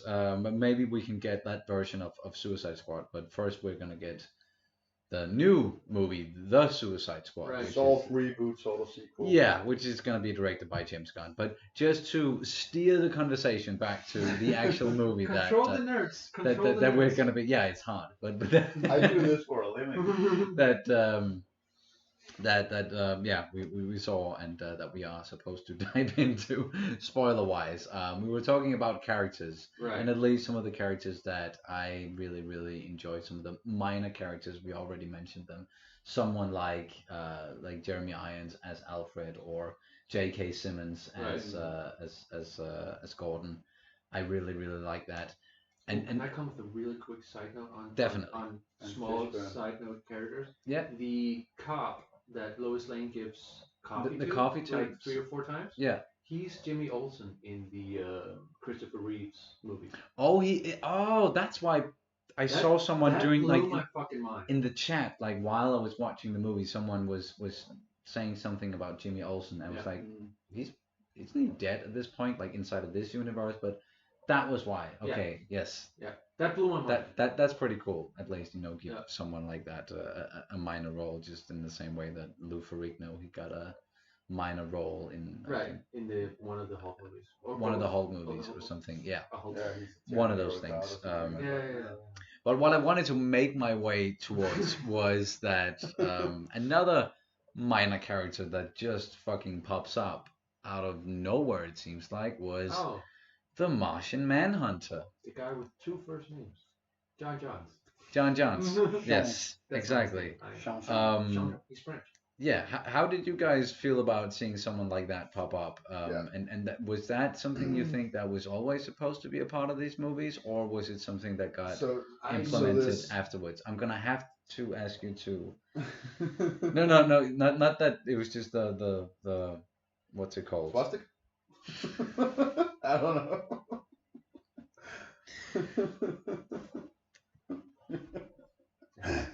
The rim. The thing in clothes that shows where you bought it, or sure. Yeah, exactly. I actually know about this. I got it from when I was a bartender. Fair enough. From a local customers. I don't even know where it's bought. Martian Manhunter. Yeah. Yeah. So I have several things about that. First of all, it's also kind of as an addition to what you said. I think one of the things this movie does really great is that it has all these sort of subtle or just their fan services, Easter eggs and cameos that just works really well, especially when you see Batman on the Bat Tank from Frank Miller. Frank Miller, yeah. Where it's like I noticed that. I was like, that's from Dark Knight Returns. Yeah, yes. The thing is that it's just there and just yes, so good. No context really, it's just there. And then sometimes they do this what it feels like they want to do a fan service. But you're like, it's why? And when Martian Manhunter shows up, right? First thing, like when he turns into Martian Manhunter, we had to pause the movie. I was like, completely freaking out. Why is Martha's eyes glowing? What the hell? Is he a Kryptonian? What's going on? Is that what happens when you run out of money? Yeah. Is this the effect? Yeah. Are you trying to remove a mustache? Exactly. But yeah, I was like, he's one of my favorite DC characters, and I was like, oh my god, Martian Manhunter is this movie. We continued the film, and then I watched for like 2 minutes, and I had to pause the film. I was like, this is dumb. Like I just had to pause the movie and be like, Mass, this is dumb. Like why is he posing as Martha? Isn't that going to do like so Lois Lane? What was the reason behind having a conversation with Lois Lane? Yeah, but also isn't Lois Lane at one point being like, you know what, Clark, I was really down on my luck, and it's so great of your mom to just come by and be like, what the fuck? Yeah, never happened. Is that gonna happen at some point? Maybe it is. Maybe it is. Go crazy, man. She's going to go insane. What happened with that? And then he shows up in the end of the movie. We talked about that as well. And it's such a weird scene. That was a weird tag on. Very weird moment. Some people call me Martian Manhunter. Who? Yeah. Who calls you Martian Manhunter? Just my Why do they do that? My whole thing with that scene was, well, one thing, who? Yeah, and also like I've been here on Earth observing. Why the fuck didn't you help? Yeah, and that's a whole other thing. But my thing was the way he presents that, it becomes too fan servicey because he goes. Some people call me Martian Manhunter. No, pause. Martian Manhunter. Cue the freak out. Yeah. It seems like it's sort of like a comedian that has a sort of written pause for applause. Yeah, pause for effect, pause for applause. Just the same way they did Khan in Star Trek Into Darkness, where they're having a conversation and he's like, "No, my real name is pause." Khan. Yeah, it was like, why are you saying it like that? Like I know your name, and that was just purely for the audience. And I think like this was sort of the same deal, but at least they delivered it the same way that Star-Lord does it in the Guardians of the Galaxy. But that's like, but that's a joke. But there's a clear wink there. Right. Where you are Martian Manhunter. Yeah. It's who you are. Right, who calls you? You've been hiding for My- like thousands or hundreds of years. I don't know. My thing with the first scene is, and there's a lot of things that's sort of not explained, and it maybe gives him new powers that I don't really understand. But what I like about it is, it's what makes Lois go to the memorial for the last time when Superman is resurrected, which is why he calms down. So he knows that that's gonna work. That's the one thing I thought they did better. Yeah, I was gonna say that part does work better in the Whedon universe, where Batman calls Alfred and he's like, bringing the big guns, and then Lois he brings Lois Lane. And I have because that as well. like Batman would have fought this shit out. Right. Because he's like Batman. he would have because he's the bad guy. Yeah. He knows he's the bad guy. He's prepared for everything, right? Yeah. But it does sort of explain why he poses as Martha Kent. Yeah. Ish. But then again, it's like, well. Okay, but the thing that doesn't work with it is that he. Okay, so for that to be like his. I'm not saying it works. I'm just saying that's probably why he does it. That's probably the explanation, at least, why they did it. Doesn't work. No, but it's an explanation. He had to know that they were going there. And that's my point with. Does he have no powers? Can he see into this sort of future, or is he from a future dimension? And then maybe that's why people call him Martian. Is he from the nightmare scenario? There's a lot of questions, and it's weird because we're not gonna see the nightmare scenario, unfortunately. Maybe not. It doesn't seem like that. At least that's at least what they've said so far. We're not gonna get and this. I want to use that to address the most beautiful thing about this movie is that we have all known about this alternative universe where Will Smith plays Neo in the Matrix, and what could have happened? And Nick Cave got to do his sequel for Gladiator, like he wrote a script for Gladiator to Ridley Scott. He did, like Nicolas Cage played Superman in a Tim Burton film. You know this hypothetically universe of all the movies that wasn't made and we're never gonna see. And Zack Snyder is the first person ever, as far as I know, to put his hand through the dimension and grab this hypothetically movie that all the fans are talking about, could have existed, should have existed, or whatever, and bring it into our universe. Well, Dick Donner did kind of get to do that. Donner did, you're right about that. Superman 2, and he got fired halfway through Superman 2. He did get to do the director's cut. The Dick Donner cut. Yeah. Which is significantly great fucking movie. Go watch it. But I still think like there's this. It's just maybe a little bit different in this case, at least, because it's such a different movie than from what we got, and his original vision. It's still the whole thing about Firefly got cancelled, and then the fans had a whole thing, and then they made a movie. It's like the fans were crying out, and we got the film. And we got it. That's something beautiful, as you said, to remember about this whole situation is we actually got this thing that we've been clamoring for. And so when people go like, oh, but it's still we got the film, but we shouldn't hope for more. I'm like, hope for more.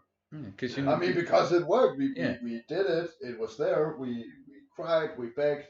One person we got already together and we loved, and see what we got. We got the perfect movie adaptation. One person already, as you said, reached their hand through just into another freaking dimension and just pulled it out and be like, no, this is what I wanted to do. This is what could have been, and now it is. Right. And you talked about I guess that's a good, because we're getting close to a couple of hours here, which it kind of went by fast, but that's how those things goes when you talk about stuff that you love. Not a lot of questions. I'm disappointed. There's been some in the chat, but they've more been talking amongst each other, which I totally get, and it's been kind of inside baseball, some of the stuff that we've been talking about. Baseball. No, I don't want to talk sports, but it's just it's a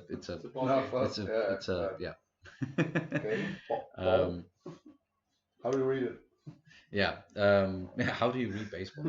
But no, what I just wanted, I thought that we could then end with talking about besides if you guys have anything else you want to bring up from the actual movie that you thought was, a standout or something that really just caught you by surprise or you were happy to see.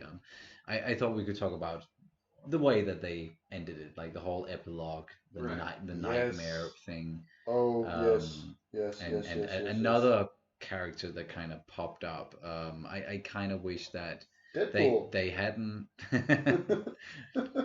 Deadpool. If you're fighting about this, it's because you haven't read a DC comic, so fuck you. But no, yeah, the guy that Deadpool was blatantly ripping off. No, the Joker popped up, right? And I sort of wish that they hadn't told us that beforehand, right? Yeah. And they hadn't shown that in the trailers and given us, still images of Jared Leto as like with the new Joker look. Why does he look different, by the way, compared to that's neither here nor there. Talk about that or like, but it's more of an apology than it is an explanation. Fair enough. But at least that was something that we got towards the end. Was this nightmare vision that we saw something like that in the Batman v Superman movie with the same visuals and a bad Superman, but here they just went a little bit further with that and even included some other characters and that was apparently the reshoots that they did done this October. And we got some more characters there and the Joker, and they had a little talk. What did you guys think about ending the movie that way, the whole sequence and the inclusion of Jared Leto's Joker? Yeah, but that's the point. It didn't end it that way because then Batman wakes up and then Martian. That's right. So then we got the Martian. I would have loved it if they ended it that way, but they had to put in that it was a dream sequence, and then. By the way, some people call me Martian Manhunter. Yes, that's right. But you're right. But yeah. Besides that, getting that part before it, what did you guys think about it? There was things I fucking loved, and there was things that I've obviously, as I've said many times before in this podcast, there's first draft issues. But when you go back to the 2017 cut, you have this meeting between Lex Luthor and Deathstroke. Slade Wilson. Yeah. And it's I remember when I watched it in the cinemas theaters, it looked terrible. Yeah, it was like fake beard. A fake beard, but also like and his costume always like looks. The thing that he's wearing, that kind of armor, where like you don't look like a guy like. It's very much the moves like a ninja, right? It's the Game of Thrones point, right? It's that guy, that armor doesn't have any scars. Yeah. That armor doesn't have any chinks. You're not a warrior. But it also doesn't look like something you move around in. I mean, like he moves like a ninja. He's trained by like the League of Shadow. Like he's. But I also think it's important to remember at that point in time where they did these movies, Ben Affleck was supposed to write, direct, and star in his own Batman film, which is now the Matt Reeves Batman. Yeah, and Deathstroke was supposed to be. And he was supposed to be, and it has to set up, and they went back to that. So like the Zack Snyder setup is that he meets with Lex Luthor, and Lex Luthor tells him who Batman is. He tells him that it's Bruce Wayne. Yes. And I fucking loved it. I fucking loved it because the whole we should make a league of our own, ching ching. It's weird, and you're baking. Oh yeah, that was what weird. It was. Your beard is weird. Yeah. Hashtag weird beard. Yes. But all of a sudden this makes sense to me. All of a sudden that he calls in like the world's deadliest assassin to take down the world's smartest detective. Yeah. And he doesn't need to give him anything else than just it's Bruce Wayne. Have fun, Caesar. Yeah. Then you go on to the nightmare sequence, and he's back. The guy I have lost faith in as Deathstroke. All of a sudden, from that little scene with Lex Luthor, all of a sudden again I was like, okay, I can see this work. I can see him as Deathstroke, and then I see him working together with Batman. Which makes sense for those two characters because there's always been like rivalry. Yeah.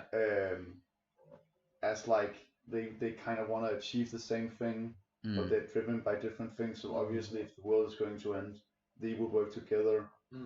Yeah, work quite well together. I've been trained by some of the same people. And obviously, like they're both these super ninja soldiers. And it for me it came out in that little comic where Deathstroke goes like where he like nods to him like, why do you want to bring the Joker, right?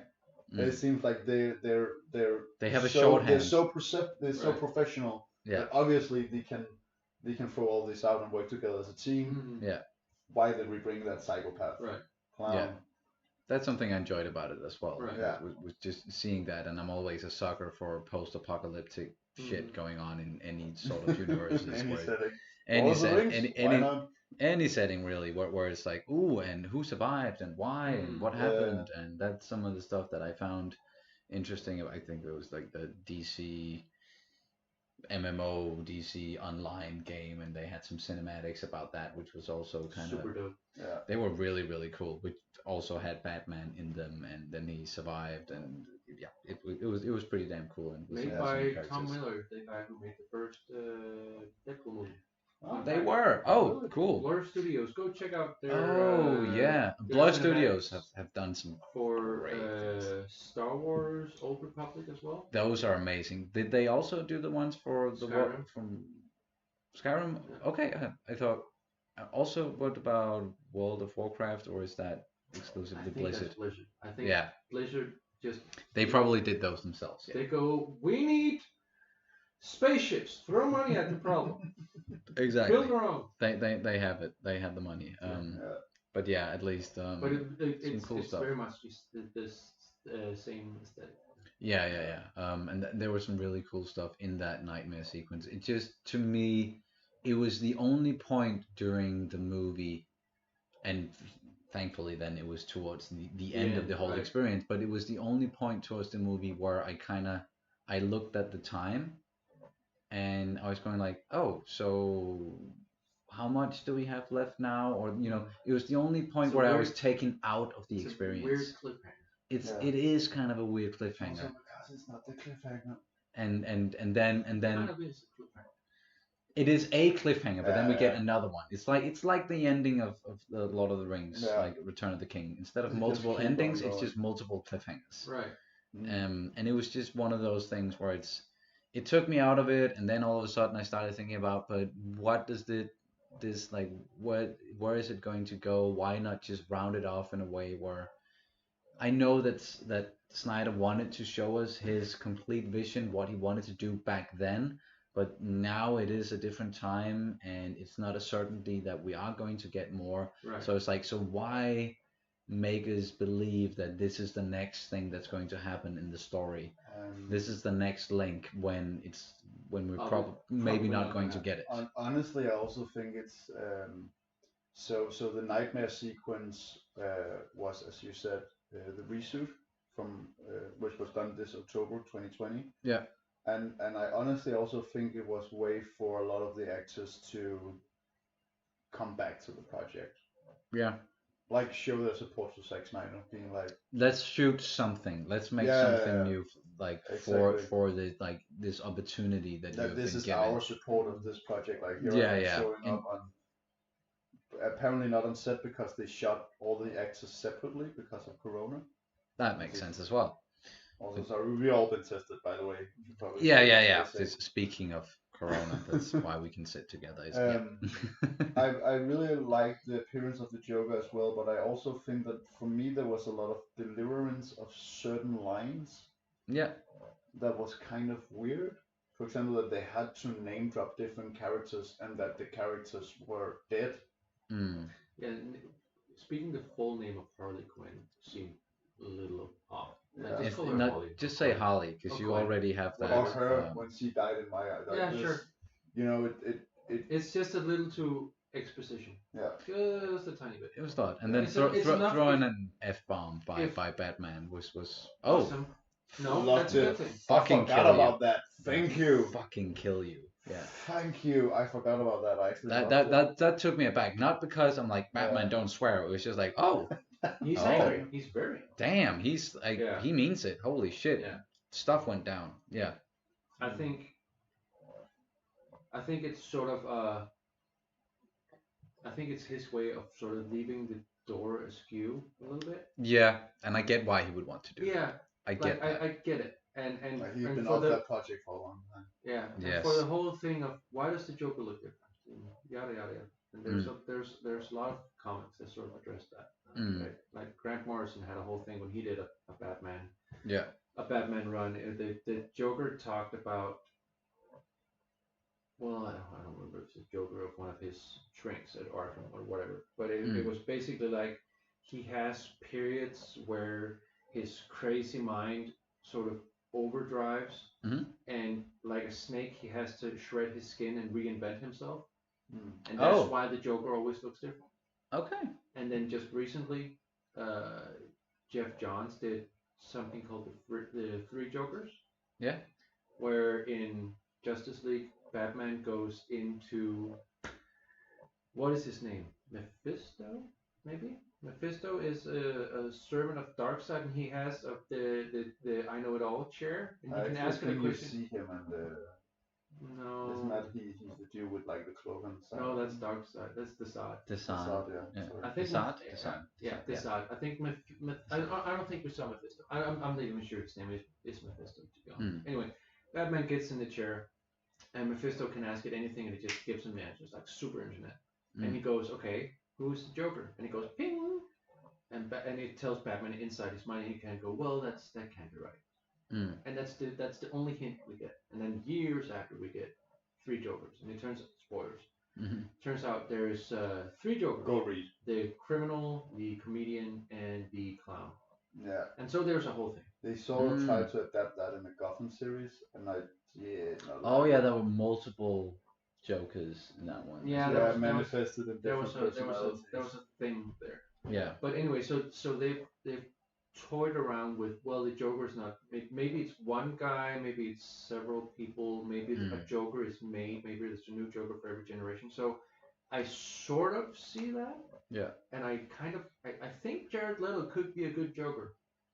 I still think he was a good Joker. I think he was a good new take on a Joker in a very bad film. That's where we didn't get to see, because let's be honest, Jared Leto is an extremely talented actor. Right. Like, he is. I didn't think he got to shine. Right. No, and just the editing as well in that movie just killed it, and apparently a lot of scenes they filmed and didn't include in it, and here as well, it was just. That was the whole thing with that movie. Yeah. The whole thing was they released the first trailer, which David Ayer cut, and then they started getting rights to music. Yeah. And then they gave it to the trailer guys, which then they started cutting a trailer for specific parts of music. And people fucking love the trailer. And people love those trailers. Yeah. And then if you go watch the trailers today, it's still fucking. The producers freaked out, and they gave the movie to the trailer guys. They're great trailers, but they shouldn't cut a fucking movie. That's the thing. Yeah. So my whole thing with the nightmare sequence is I really, really, really like that it's leaning so much towards Injustice.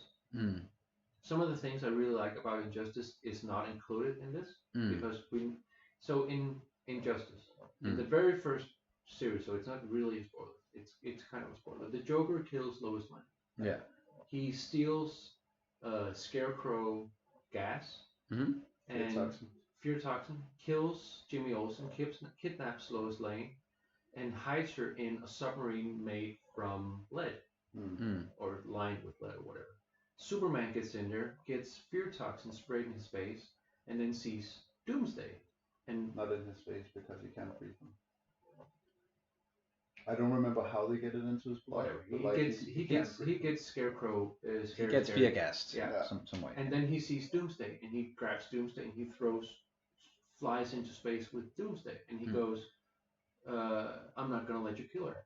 And then Batman in his Justice League walkie-talkie goes, "That's not Doomsday, and it's Lois Lane." So he tricks Superman into killing a pregnant Lois Lane. That's another thing we have to address about Justice League. She's pregnant in Justice League. Yeah. She has the force majeure pregnancy test in her drawer. And Batman goes congratulations when they're redoing the Kent home. Oh, I totally missed that detail. I did too. I saw it somewhere. I totally missed that detail. Wow. The hardest thing about the Injustice comic is like when he realizes he's killing Lois Lane. Is that at that point it's been established that because he's Superman, he can hear the heartbeat of the kid in her stomach constantly. And then all of a sudden he realizes that this thing that he thinks is Doomsday, then he hears he hears two heartbeats, and he recognizes them as Lois Lane's and his unborn child. Yeah. And then it goes like, and then two heartbeats became none. Yeah. Oh man, that's really fucking tragic as well. Super That'll hard, put a damper on the And whole then thing, he goes total psycho and he like rips Joker's heart from his chest. And that's why that whole thing happens. Yes, okay, yeah. It's super badass and people should go read it. It's a spoiler, but it's not really. It's not that spoiler because it sets off the whole fucking. It happens on like page 15 and 20, so like so early on. And so there's been a lot of interviews with Zack Snyder about what would have been. And of course, he hasn't written anything. He hasn't treated these ideas. He hasn't like written them, thrown them away, and rewritten them. So like his idea was, Batman is supposed to take Lois Lane, take her away to protect her. He fails. Darkseid kills Lois Lane, and then Superman surrenders to Darkseid. And something Batman dies. Something new Batman. Yeah, something timeline Flash. Something. In the third movie, then Superman and Lois Lane has a kid who doesn't have powers, who then becomes the new Batman. So there's a lot. I'm listening to these ideas and I'm like, no. Yeah. No.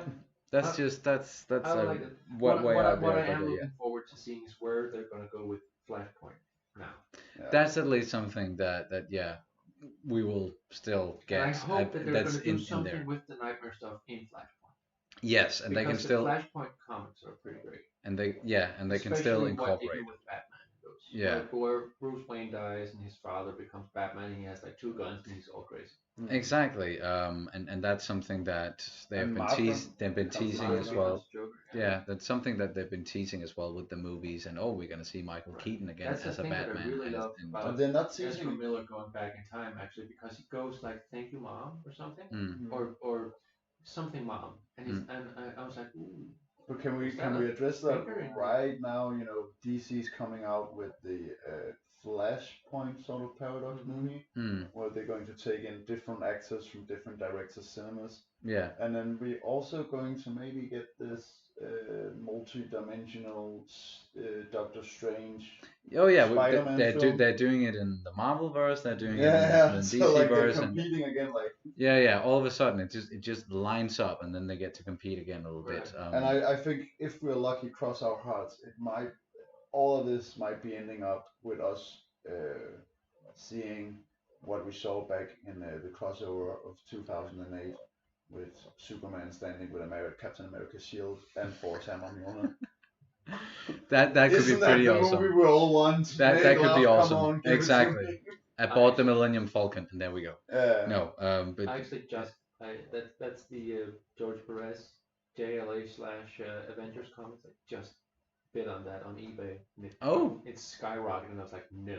I'm good. I'm not paying $71 for 4 comics. That is totally fair. But at least yes, the Nightmare vision thing that they ended with. I think there's a lot of things about the Nightmare that leads up to very interesting things. I am sort of on the edge of how I think it works in the movie. I'm undecided right now. I really wanted to see Superman be a bad guy again. Like we saw him in BVS, like cutting dudes. Yeah, with his laser fucking vision. Which was pretty cool. And I kind of wanted more, but it's there's so much fan service in this movie. Like Superman in the black suit flying up to the sun. I was like, ooh, somebody is going to get their ass beat. Yes, that's apparently the black suit is when Superman died. It's his resurrection regeneration suit. Like black absorbs more sun. Makes sense. It does make sense. When you read the reviews, there was like the fan reviews all over, they were like, ah, it's such a great movie, and then you have like the reviews of like established reviewers, the artists in like Denmark, like 2 stars. And one of the things we were taking was like, oh, the Jesus metaphors. It's like, it's not fucking Jesus. Fucking. Yes, it is a resurrection. Yes, he flies up to this one.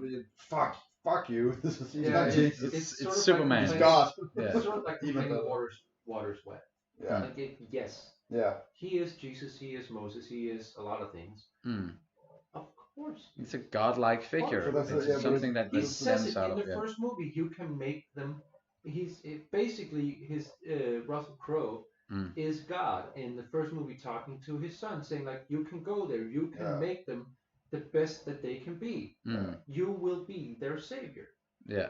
It's right there in the first movie, which was beautiful again to actually hear in this one, and you know and interlope with or intercut with Kevin Costner's dialogue and just going back and forward between his real father and his adopted father, and I really like that the way that they did also that scene. Kevin Costner's actually I really like Diana Lane and Kevin Costner as Jonathan and Martha Kent. Yes, I do. Just such down to earth portrayals of that. Of the truth, justice, in the American way, kind of mom and dad. Yeah. Like who gets more corn America than Kevin Costner? Yes, exactly. The guy has a country band. He really, yeah, you're totally right about that. He is just incarnation of just what it seems like an American man, guy is, or family, father in particular. So yeah, that was amazing. And there are so many, you already like said it multiple times, there are so many great Easter eggs, so many great references in this one, so many things that we definitely could keep talking about, and we could go on and on and on and on. Might do. I was just starting to get into the Americans.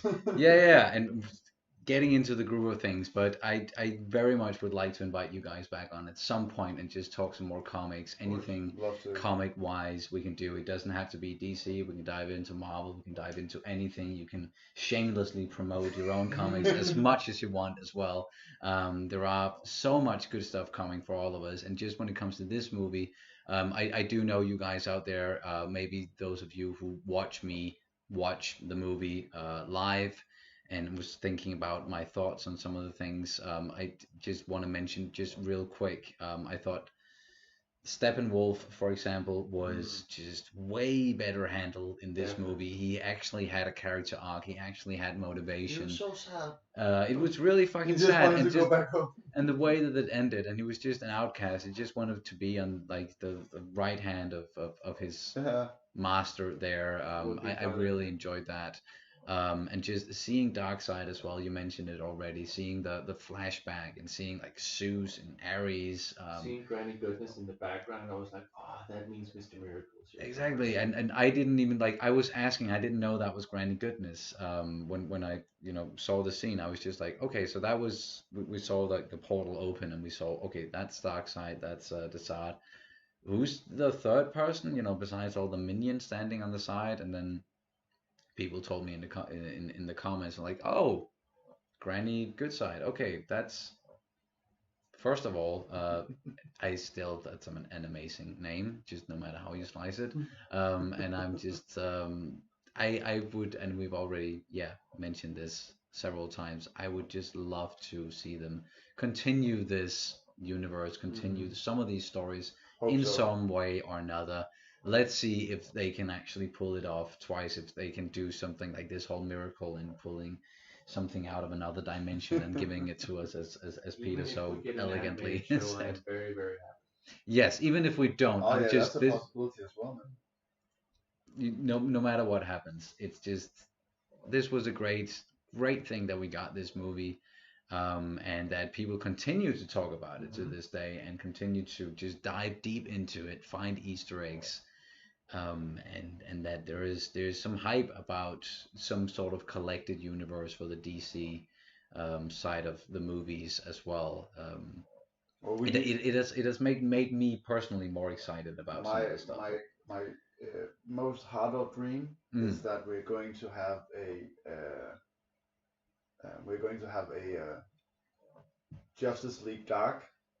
Ooh. Yes. With Keanu Reeves as Constantine. Yes. I saw that mentioned somewhere, and that was. I haven't seen it either but I want it so bad. Either as a rumor or as a you never know, and so being posted today on the 1st of April.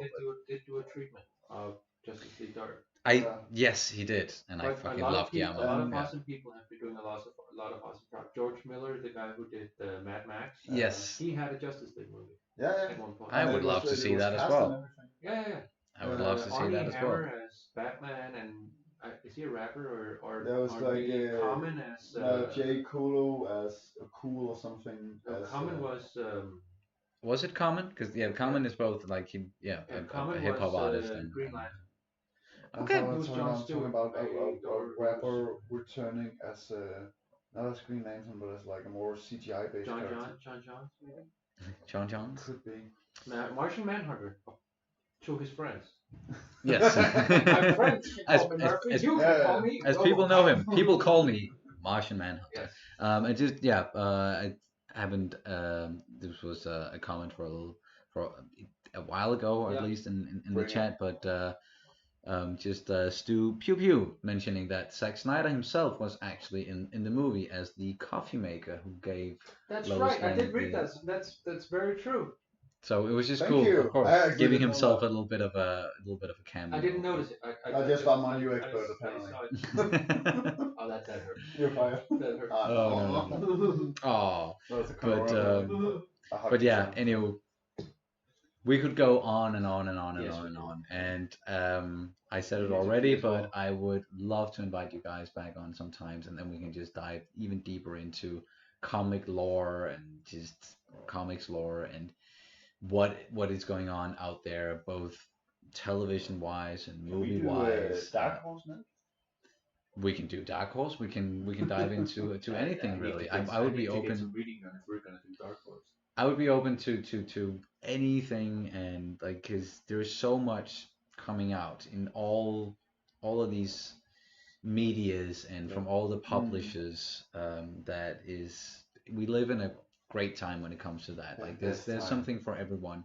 Like whatever niche you're into. We don't even have time to watch it all. Man. Just imagine, this is DC film, the comics, and you have the old television. Yes. Like with the Arrowverse, the Flash, Doom Patrol. Like I can't watch it all. No, me neither. I'm becoming like very selective, like what I digest. I tried to do it all at one point, and I just realized then I'm not going to be able to do anything else. Right. But at the time, I was also not working, so that might make sense. That why I thought I had time for it at that point, and then started doing things that I need to do to stay alive. So and then realizing that no, I can't keep doing all these things, and just watching television series and movies all day long and playing games and reading comics. But you could. One could only wish that was all. The case. That was the case, and that we could just do that for a living. Although that is almost what I'm doing for a living, except that I have to edit stuff as well when I put it out there. But anyhow, thank you guys once again so much for joining me. Let's dive deeper into some of this stuff very, very soon. And to just cap off the whole Justice League thing. I enjoyed the movie so much. It seemed like you enjoyed it as well. Very much. It was amazing that we finally got it. Not as much as I did this show. Did this what? Show. Oh. Thank you so much. Much. Just yeah. Thank you for brown nosing. Yeah, that was the word I was looking for. But thank you guys so much for joining us. Everybody who just stuck with us for the 2 hours and 20 minutes that we've been talking 2 hours and 20. That's a half a Zack Snyder movie. A little over half of the movie. Yeah, exactly. Yeah. So I've been like collectively live streaming for about 6.5 or 7 hours today. Jeez. So I think that's gonna do it. Setting a new record. That's gonna fucking do it. Yeah, in one day. That is definitely the record. But once again, thank you guys. Thank you. Thank all of you guys for watching and for and remember, kids, same bat time, same bat channel. See you soon. Exactly. Read comics. My words exactly. Read my comic. Yes. Any comic. Read Peter's comics. And Peter F. Hall. Yes. We will see you Please, as I'm not eating. as soon as possible. Cheers, guys. We've also been drinking beers. You might be able to hear that. Yeah. See you all. Bye. Like, Yes.